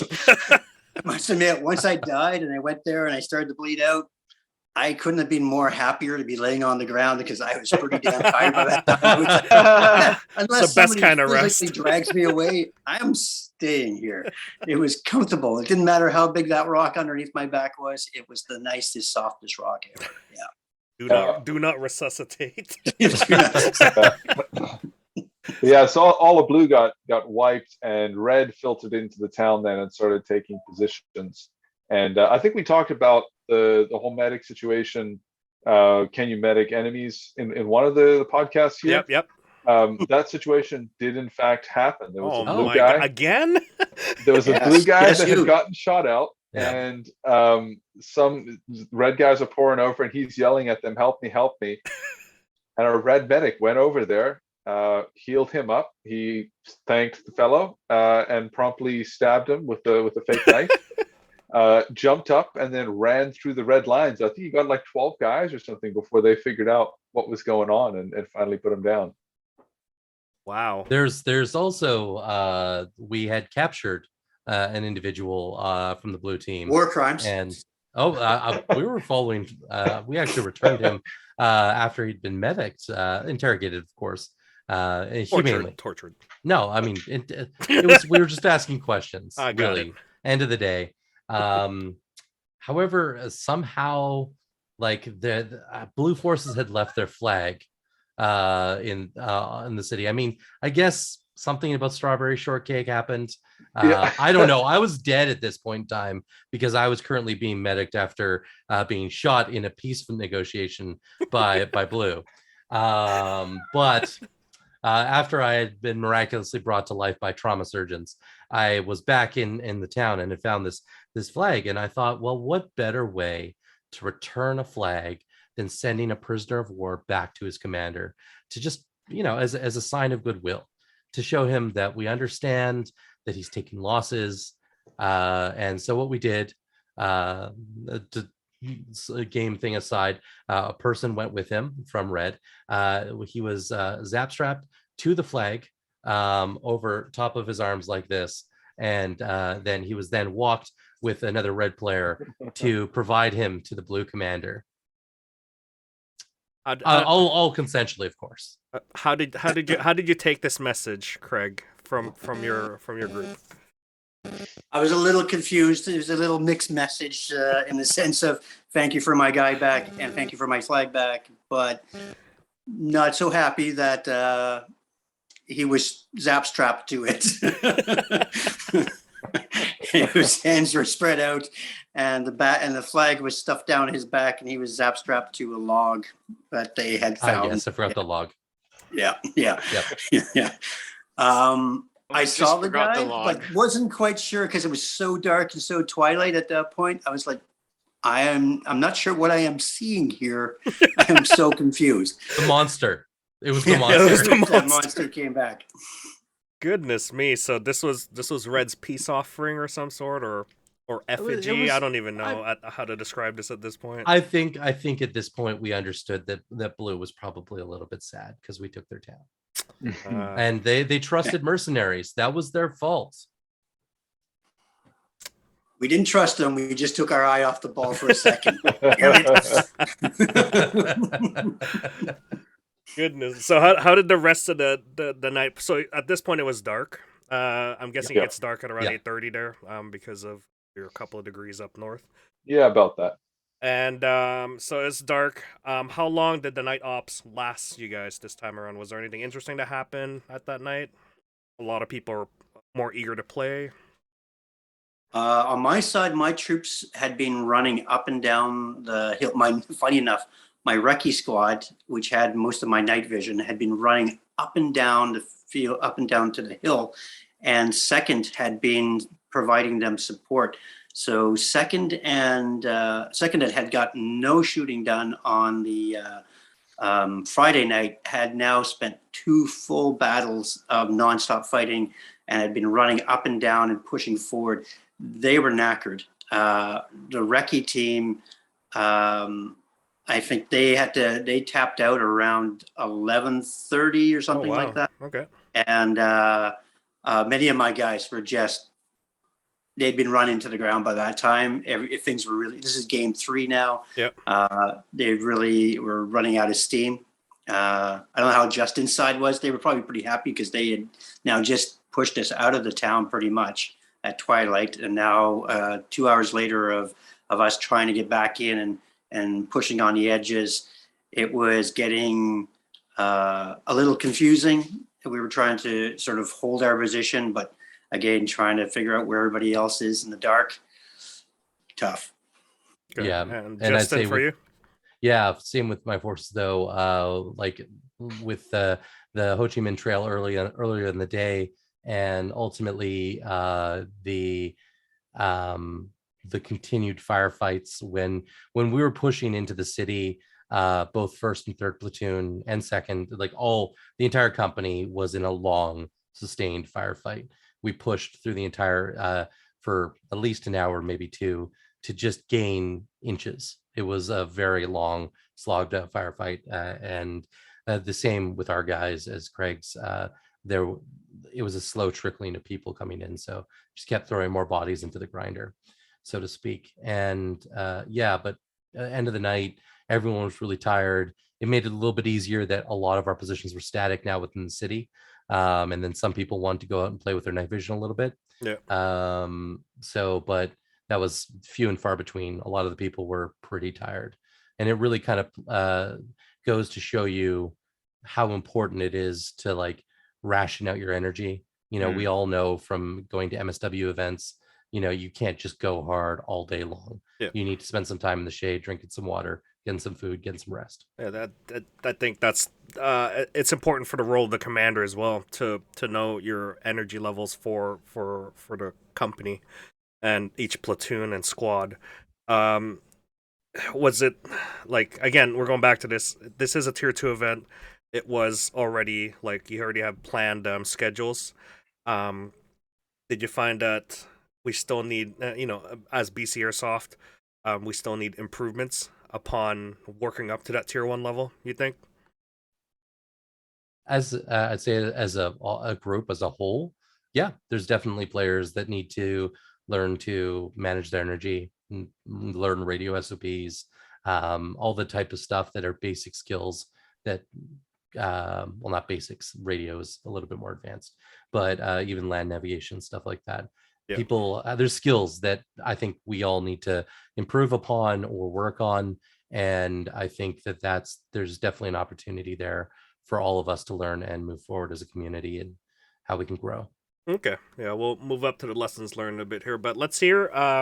Let's just Sorry, quickly move. just on that. Yeah, go on ahead. that point though, like in all fairness as well, the the property itself does sort of dictate what degree of intensity there's going to be, right? Like that field, there's a lot of choke points, so it's going to necessitate a lot more conflict, a lot more firefights, that sort of thing. So it is even though it's a tier 2 event, the property itself is quite demanding. You know, so it's not just a case of like, oh, nobody's prepared. There's a lot of good guys that are prepared. Like Oh yeah. Brooks' crew are all Mhm. Milsim West guys. Justin had a similar crew on his side, but there's a lot that has to happen because it's not like this massive property where you can just disappear for a few hours and get some shut eye. You're just constantly involved. You're constantly in combat. So from that perspective, it's like, you know, there's a lot of guys that probably could be capable if mentally they could convince themselves, because the property is demanding. And also, I mean, we had all kind of forgotten about it, but you are at fair altitude Mhm. and you get drained real fast because of that. Mhm. Okay, well, that's good to know then. Yeah, I was just noting down the improvements that the community needs to do. But yeah, I agree. There are some people that are very dedicated. It's just that when it comes to the night ops stuff, you find that Mhm. it starts to a lot of people starts to burn down because they've they've been working so hard for the for yesterday, and then Mhm. the in the morning, then you start seeing a lot more burnout rate. Was that like from what you guys are explaining? That's a lot more evident from just like the lack of night ops at that point, or is it just because people are just scared of the night? I think we tried our best to inform people on how to operate at night, how to operate in a milsim. It's just our like you're right. The event location does dictate what tier you guys will run into. So I think as a safety standpoint, yeah, having a tier 2 event, having everything timed out, it's probably good, especially when not a lot of people have had a chance to do milsim, especially on a pandemic level. So Mhm. everyone's still a bit rusty. So, but yeah, enough of that. We'll just move on to the third day, and that is the fourth game of the event, I'm guessing, and it lasts until I'm guessing noontime, around 3 o'clock, I And believe. It was 1 o'clock One was o'clock. when Okay. the game ended on the Sunday. So, what was the order battle for Justin or Craig for you guys that time? so we started off with two different units. One was setting up within the town, and another unit was setting up back by our old HQ position. You get to hold the Uh, town still. Yeah, still Okay. holding the town with a smaller force. I chose, I think it was first platoon, because they had fought their way into the town, or at least to the edge of the town right before Starberry Shortcake. So I thought it only fitting for them to go inside and hang out there. And then we then proceeded to set up a defense perimeter around the town with sending out units to retrieve certain objectives throughout the field, which would be assembling rocket pieces. So Oh, yeah, so now we get to the meat of the story here when the scientist is building his WMD. yes, Okay. yeah. I like to think of it as a strategic deterrent. Okay. All right. And how did Red take that? I'm sure you guys already in the process of building the rocket, or was it just acquiring Yeah, the so hardware? it was acquiring the hardware and then building it inside of the town, and providing the resources necessary to our agent of chaos scientist. Okay. Okay. All right. So that's your main task at that point, is to defend the town and then as well as collect all the materials. Why did you want to work with the scientists? Was it Well, I for your mean, people's independence, or was it just to wipe out uh Beskar?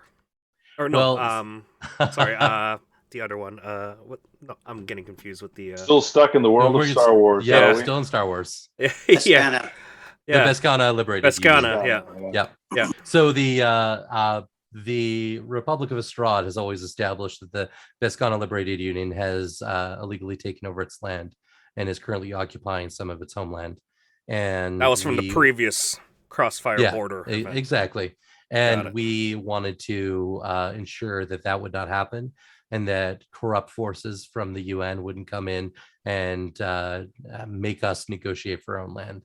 So we were trying to establish a strategic deterrent, like I said, and ensure that everyone would back off. At the end of the day, this was about peace, not war, believe it or not. Okay. And from the red side, how did you take that when they were arming themselves with WMDs against your people? Actually, blue side. Yeah. Okay. Sorry, blue. Yeah. Yeah. Well, by that time, UN forces had pulled out, so there's no UN on the field. So basically, we were organizing ourselves basically to hold the territory that we had lost the previous year. Now we had mostly gained. We had gained part of it, but not all of it. We wanted to basically push past the town and force Red forces to give us some breathing room, so not to impede on the area, especially around this choke point that was a secure place. Now that Red was in the town and our forces, we basically established the perimeter to the north of them. We retook Hill 606. We swept the territory behind us to clear out any lingering Red forces, and then pushed on to the town. Primarily, there's a series of 3 lakes, and we tried to push into those lakes, hold them, and then again cut off the town. And then once we cut off the town, we were able to actually basically drive out the remaining Red forces in the town, and then capture the scientist, which we were able to because he was still there working with Red, trying to set up their rocket. We were working with the scientist to basically try to disarm the rocket that had been built. Of course, working with that scientist is the challenge at the best of times.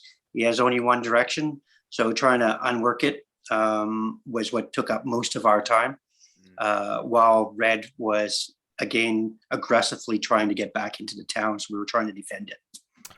Okay, so I'm hearing that Red wanted him to build it, but you guys came in and you wanted him to dismantle it. Yeah. He must feel really bad for building it and then having to take it down again. I wonder what's going through his head. There was some instances he was a little upset. I was able to get my guys to negotiate with him and talk him down, show him the better way. Our plan was to bring him into control. Unfortunately, the rocket had been built quite a way and was already sort of in a go position. Uh-oh. And that there was that moment at the end. The last words we heard out of the scientist was, "Uh-oh." And he sprinted out of there. We withdrew our forces, and basically the fuel around the rocket went up in smoke. Oh. And that's pretty much brought us to the end, and that's where the event sort of finished off. Was we had to withdraw out of the town. Scientist is loose again. Oh man. Again. But most of the rocket parts and fuel seemed to be destroyed in the explosions. Destroyed. It didn't blow up, I hope. There was a few big fires, quite a few explosions. The rocket seemed to be still in place, but we believe the detonator and all fuel was destroyed. So he will be back again then. Okay. And from You cannot confirm. From the red side, how do you guys feel about that? Where rocket Blue has come in and basically like they undo your work.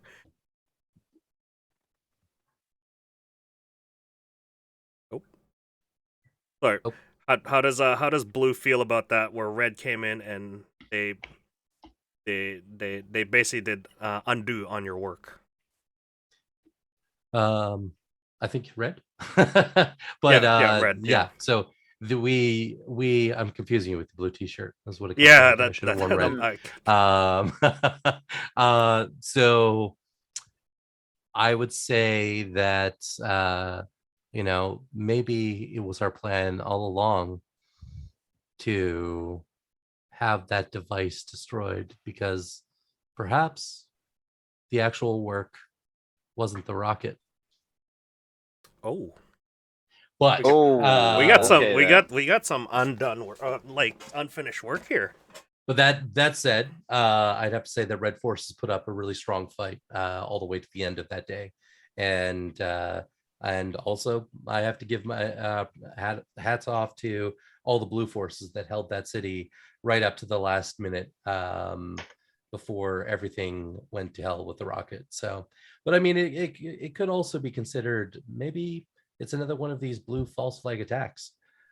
Maybe they just stole the WMD material for themselves and then ensured that it Maybe exploded. they controlled the media and then Mhm. made it so that it blew up, but they actually took it. Yeah, I mean, there's Can many we different confirm this, options. Craig? I can neither confirm or deny such things. It would be irresponsible of me as a representative of the military of my country. We'd have to talk to someone higher up than me, please. Got So it. we can only presume then that it was all a show. You know what? Awesome, like awesome work, guys. Like that's all part of like the story building that you guys sort of generate all the time when it comes to your events. Going to you, Scott, now for the admin side of things. Overall, how did it turn out? And as well as who actually won this war? Is it a stalemate again? Are we coming back for another one here? What's going on? Well, I mean, overall, I think the event went quite well. We had a lot of hiccups leading up to the event. Things that just weren't quite going the way that we would have liked. A lot of like last minute things. Like we had the guy who was supposed to deliver our scaffold stuff. He quit the morning of the delivery. Ooh. And so we had to send our guys into town to source a trailer and haul that stuff out on our own. And like there was tons of things like that. So it leading up to the event, it was like, what the hell have we done? This was a terrible idea. So much stress and everything. Let's just get through this and hope nobody notices all the crap going on. But then the event actually started happening and everything kind of started to fall into place. And by the end of it, we were all thoroughly exhausted, but we felt like the event had gone well. The feedback we got at our on-site after action was overwhelmingly positive. The negative points that people had were points of improvement. There was nobody bitching at us for the sake of bitching. It was always like, this could have been a little bit better, or I would have liked to have seen this or whatever. And it was stuff that we could take with us into the planning of all future events. So I think it went well. The players themselves didn't seem to be seeing any of the background stuff that wasn't quite going as smoothly as we would have liked. Nobody died, so that's always a massive accomplishment. Number one priority. Like this, yeah, we didn't have to kick anybody out or send anybody home, so we were happy with that. So yeah, I think overall it went well. I mean, there's obviously areas of improvement, but yeah, we think it did well. Okay, so yeah, we're talking about lessons learned here. From the two commanders now, Craig or Justin, what are some few things that you've learned from this event, especially with the ammunition and as well as the like the logistics of things when it comes to providing ammunition? What are some big things? On my side, I guess one of the biggest thing is how impressed I was with the commitment of our players and our player base. It was amazing to have 130 odd players on my side divide up, commit to their roles. They weren't always what they expected them to be. There were sometimes slows and highs. They did an amazing job and tackled all the problems that we threw at them and that just were created. The ammo coming in the way it did, there was a little delay on getting the tracer rounds at the night, so that was a little slower than some people were expecting, but that had to do with basically me as command, trying to control quite a few things, having my radio guy, Jesse, relaying information out and getting it back and trying to balance stuff and organize and getting a little over focused on one side or another. And just getting again with the medic water, like it really played a nice part in controlling the flow and the panic and a little bit more realism of it. I really enjoyed the minimum ammo and the medic water and the tourniquets, which I was Justin and Scott sewed every one of those individually. Wow. Just Yeah. all 300 of them. Holy crap. Holy. And that was, and all around everyone was, I felt everyone was happy. There was some moments in the game where I was like, oh man, have I totally, screwed the pooch on this thing here? And then other times where everything came together and you're just like, wow, this is so much fun, so exciting. Just working with my guys, with the maps out, with the radios, the comms going back and forth, the units getting lost and then being found, and then the battles going in the background, the urgency to one side, the other. It was just, I had a great time. I hope, I know there was a few guys I probably need to thank for the amazing job they did. It's a very long list, actually. So I won't do it here. I would be doing it individually, one by one, as I meet with them. There was a couple of guys that on the first night, there was two guys who escorted me out to the far side of the field as I tried to make contact with first platoon in the initial battle, at the end of the battle. And we walked, one guy like halfway through sort of said, hey, it's kind of getting late. I think I might turn back. And we were like, yeah, as soon as we get to the next road, we'll get you sorted out and head you on back. No problem. 2.5 hours later, he was still there beside me. We hadn't found a road yet, not really. And when we did, it was on our way back. And there was guys like that who just showed up, gave their all, and it was great working with them. I got nothing but good things to say about people at this point. It was a great bunch of people. I'm surprised you didn't do your sneaky stuff from like I guess almost 8 years ago, where you go into the enemy's HQ and take their water and ammunition. Are you losing your touch here? Oh, actually, I'm talking about Red Dawn, by the way. We disassembled Blue's fob. Ooh. Yeah, it was nice. I got there the next morning and I was like, hey, where is it? Then I looked down to the ground. There it was, neatly disassembled and laying and all spread out. And now you know how it feels. Well done, boys. Well done. 20 minutes to put that back together. Justin, for your side, lessons learned and comments and commendations. I mean, first off, I'm going to echo the fact that the players were amazing. I know, like, you guys were like, oh my God, same thing. But everyone showed up. Everyone was there to play. Everyone was having fun. And the fact that people actually ran 1.5 kilometers, 2 kilometers in like, it was like 20 something degree heat, like early 20s, but still it was up high. Yeah. It was a cold day. And they kept at it all day.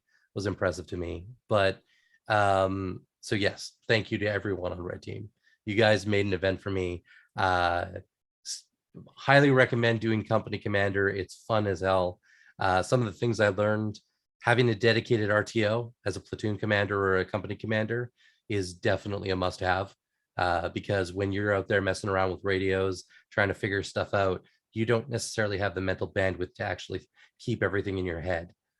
Write down the notes that needed to be had, and basically just keep things going. So if you're thinking of doing company or platoon commander, a good radio operator is going to be worth their weight in gold. I was really lucky with my XO, like I said, professionally trained RTO down in the United States military, and awesome. like seriously made the event way better for me because I could focus on moving people around. So, and then to that effect, comms. Number one, if you can't communicate to your people, there's not a lot you can do. You can be the best commander in the world, but if you can't actually get word to people what they need to do, then end of the day, it's going to fall apart. And number three, logistics. Like we said, you know, we had a lot of people working their ass off, getting BBs and water and just intel to people. And without that sheer amount of effort, things are going to fall apart. So, you know, I'm nothing but optimistic about the Milsim community here in BC.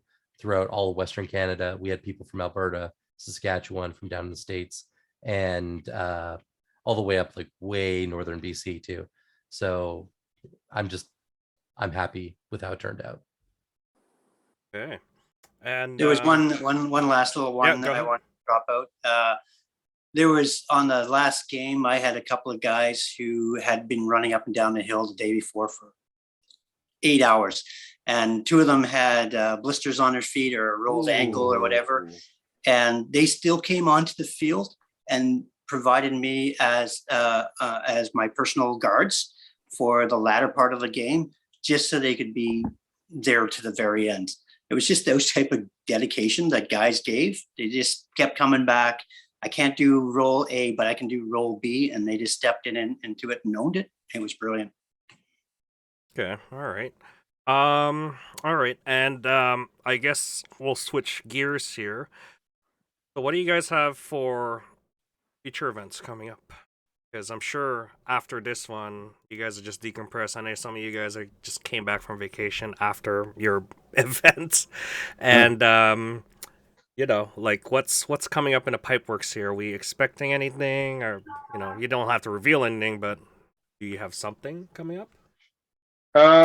Yeah, I mean, we got stuff in the works. Nothing we're ready to fully announce yet. There's a lot of work that goes into like sourcing properties and figuring out things like insurance and all that kind of boring stuff in the background that needs to be in place to run an event. So we've got a couple irons in the fire. Crossfire is obviously for next year is there. It's in the works. It is being planned. We're not ready to fully announce it yet, but we don't have any plans to move away from that. Elephant in the room, obviously C21 is hanging around, and it is a concern of ours. As far as we're concerned, we're going to keep going ahead as if that's not there, and keep trying to plan things out, hope for the best, that even worst case, there's some way to keep going with this for a while. So we are planning things and working on stuff. As I said, we just need a little bit of time to finalize details with properties and things like that before we can say, yep, here's the next one on the docket. We don't want to get people's hopes up if something doesn't pan out. Got it. Speaking of C21 stuff, I know like I work with Justin a lot on this as well, and as well as our BC comms group, and as well as the big national group for C21. This is more for Justin, I guess. You want to possibly talk about more about the AABC? The AABC, the Airsoft Association of British Columbia. So we have been working diligently over the last year or so with all of the community leaders. So it's definitely not my thing. It's all of BC coming together to put together a association for players. The idea is to ultimately talk about, advocate for the sport of airsoft, build the sport of airsoft within British Columbia. And, you know, right now we're facing an existential threat with C21. We're not here to quote unquote fight the government, but we are here to educate them about the impact that this bill is going to have on our sport. And you know, Scott is actually one of the initial directors. Michael from the BCAMF is also a director at the moment. We're going to be moving forward and launching a website this weekend, and we're going to be basically doing a soft launch there, and then sending out printed materials and whatnot to all the fields in British Columbia to get players involved. And so if you guys are listening to this right now, if you're listening to this a week from now, bcairsoft.org, it's not up yet. I mean, you got a landing page. You can sign up for that right now, but it will be going up this weekend. We're going to be doing memberships. And the idea behind the memberships is not for us to garner a bunch of money for any particular reason other than exactly what I said. The advocacy of all the players of Airsoft in BC, so that when C21, as it has passed into second reading into committee stage, we need to get in front of that committee so that our voice as a province is heard. And that's really where the fight stands right now, because, you know, OmegaOps, love the guys here, you guys, even Panther, all of us will be affected by this if it passes. And it really comes down to it being an existential threat for all of us. So yeah, that's kind of the quick little 2-minute elevator pitch. There's going to be a lot more information on the website. It's going to be our constitution, our bylaws. One of the, you know, big things about us is good governance and transparency. That is number one, because end of the day, we aren't about egos. We aren't about controlling anyone. We are here to make sure the least amount of legislation, whether it's on a private aspect like an organization like this or the government, for the most amount of good for our community. And we're just here to, you know, do the service necessary to make sure that our sport can exist in the future and hopefully one day become a nationally recognized sport. I really hope that myself. Yeah, we got a lot of groundwork ahead of us here, especially with Parliament ending this week, I think, right? And for summer break. Yeah. So we still got the summertime to gather everybody, get everybody's thoughts in, and as well as show that BC has numbers that, you know, rather than, you know, like we deal with ASIC all the time, it's always back east, right? You know, we have something to represent us here. FSAQ on Quebec side, or Quebec side, they represent their Airsoft players in Quebec. So, you know, having a BC one to represent us here would be great, because you know, our voices need to be heard here on the west side as well. And you know, I've been fighting tooth and nail with those guys back east to always, you know, let us into the table or let us be heard at all times, so that, you know, we don't get left out. And and having an organization now to show our numbers will be good. And as well as I mean, it just shows that we're serious about this fight. And all the letter writing campaigns are actually working for people that don't think it's working, because we've been, in the last like week or so, they've directly put Airsoft into the House of Commons so many times now that it's like hard to keep track. And, you know, people coming in is like, well, we should remove them, we should amend them, we should do this or that, you know. And for them, we're basically rent free in their head now, because now we're a force to be reckoned with. We'll be like, okay, well, you know, we got to get these guys off our back. You know, we got to do something now, right? Because we're you know, the people, they have to answer to the people, right? Yeah, I agree, and that's what we want to do. Yeah. Is get our voice heard. And to anyone right now feeling hopeless with C21, I know I see posts every day about people, should I buy an airsoft gun? Should I invest in this sport? I want to get involved. I have to tell you that it's not hopeless. Yes, we are facing an uphill battle, and it's going to be hard work on behalf of every airsofter. You're going to have to get out there, write letters, and you're going to have to talk to your MPs, and you're going to have to make sure that they hear about it, not just from organizations, but from every single airsofter out there, so that they realize that this is about our passion for, I'm going to say, reenactment, for theatrics, for out there having fun playing make believe as our heroes, and for building teamwork, friendships, relationships.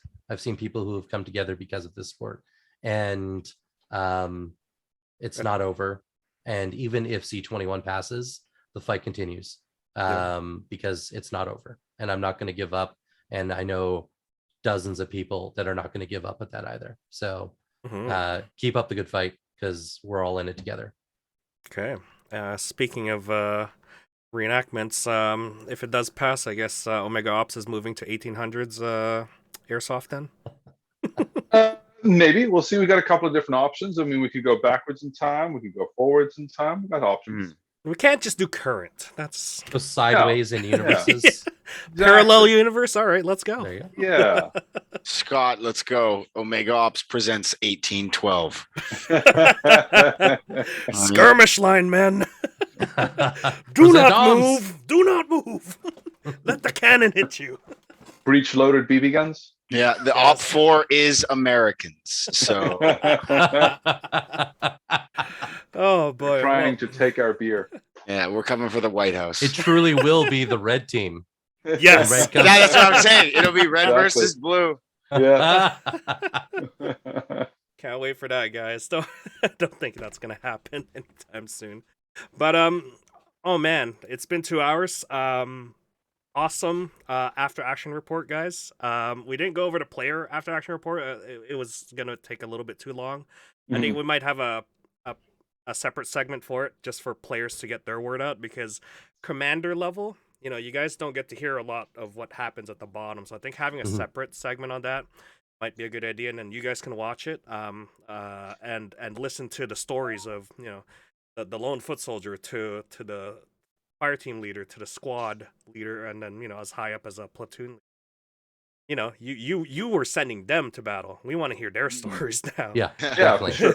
Well, we want to hear that as well, right? I mean, as the organizers, it's all well and good for us to kind of have that 30,000 view of what's going on, but we want to hear the stories from the people, because that's our payoff on the event. Is guys telling us, oh, this happened and that happened and that was so cool. We want to know what happened at these events, because that's what we live off and what motivates us to plan the next one, right? We want to know about that stuff as well. I just in the chat here, Hoy, I threw a link to a Google form document thing. We did put it out across the general chat and the blue and the red groups.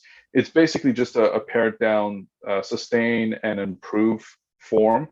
Okay. So like you go through it, it'll say that just follow the instructions, right? But essentially what we're looking for is, if there's something at the event that you liked, you tell us to sustain and tell us what it was. If there's something you want to see that's better, give us an improve. It'll be down at the link below, guys, if you're watching this video. Yeah. Or The caveat, of course, listening to being it. like, if things that we can improve are things that are at an event level. There are certain things that are like on you as the player.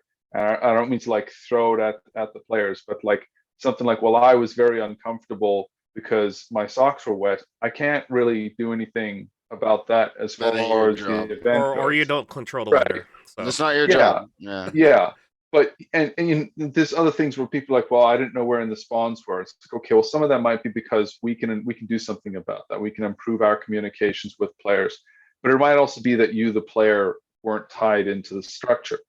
So give us improves that we can concretely take and do something about. Be as specific as you can, so that we can incorporate that into our planning for the future, and we'd really appreciate that. okay, I'll have that at the link in the description, guys. I'll put that on the Milsim channel as well for you guys.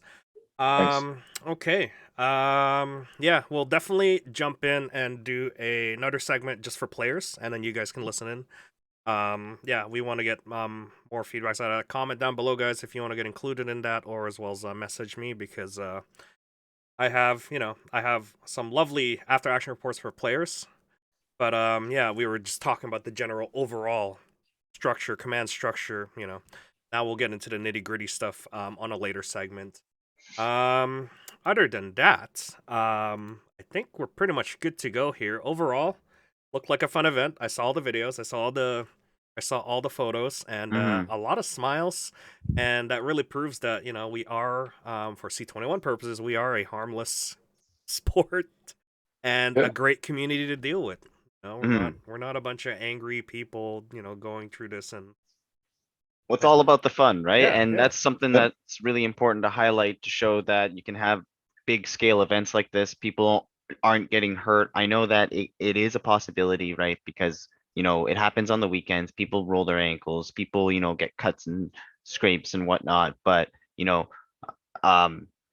was a great event. I'm always hearing stories coming out. You know, every weekend I'm out at the field, I'm hearing a different story, a different scenario and stuff like that. So I feel like, you know, there's more to come out, and you guys are gonna have like a really good ripple effect from this event. And let's really hope we don't have another black swan coming our Yeah. way here and separate us for another 4 years. Yeah. Yeah. Yeah. The last thing I did just want to make a note and say that, you know, because of our position, we heard from the people that were at the property themselves, the people who ran the pizzeria in particular, Oh yes. the owner of the property, the save on, like I said, it's a small town. So by like Thursday afternoon, everyone in the town knew what was going on. And we got multiple reports back from people in 100 Mile and 108 that are thoroughly impressed with the airsoft community and the people that showed up. Like all the players that came, everyone did a fantastic job of cleaning up after themselves, of presenting the sport in a really positive light. And the town, we've had multiple people say, "You guys are coming back next time," right? Like they desperately want us back. They loved what we were doing, and they loved the people. Everyone was incredibly respectful. So you know, as the organizers and as a member of this community, thank you so much to the people who showed up for being that kind of a player, for showing that respect to the property and the town. Yeah, I would also like to add to that. That also adds to the statistics of, you know, C21 stuff for airsoft. Do we make a difference in our economy? Yes, yes, we do. We bring tourism to a town that doesn't necessarily get one, that doesn't necessarily get people, you know, at that level, to all come in from like the Lower Mainland or like, you know, Alberta or the island. They all come into one area, conglomerate, and spend their money locally, and then afterwards leave. You know, that's an economical boost for the local economy there, and that's a good statistics to show to the government. I That, mean, you know, yeah, we sold out 2 large resorts, yeah, and then there was also people in other hotels, and the economic benefits are extend well beyond that. So I think that it's a huge thing to yeah. highlight. Write that on your letters, guys, because they need to know. They need to Yeah. know. Yeah. And yeah, you know, like you're saying, they appreciate us being there.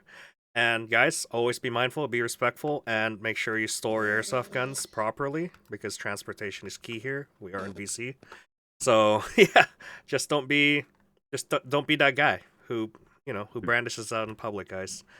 Other than that, it's good to hear that overall it went well. Mac, any last words from you before we close this off? No, I have enjoyed listening to all of your guys's you know, inquiries. And I mean, you know, yeah, I haven't been in that high up of a position to run like a command for a faction. I have run like, you know, the platoon level stuff, so I can definitely imagine how hard. Like, I mean, I've ran a crew at work, so I definitely know. And corralling children and adult children while playing make believe soldier in the forest can be a little daunting. So seriously, you know, like pat on the back for all of you gentlemen, and then, you know, big thanks to everyone that made the event possible. And then yeah, I just look forward to the future. Yeah, so do we. All right. Well, Same. we'll close this off. Thank you very much, Justin, Scott, and as well as Craig, for spending 2 hours with us, explaining, you know, what kind of organized chaos happened at the day of, and as well as what's in the works for later. All right. Pac, you close us off, and then we'll be done for tonight. Oh, hey guys, Tack here. Closing it off here. Episode 91 of the Panther Airsoft Folding Table Talk, talking about the Crossfire AAR. If you've liked this episode, don't forget to hit that like button and slap that subscribe button. And if you guys want to see these notifications, then hit that bell. And we'll catch you on the next one. Love, peace, and chicken grease. See you guys later.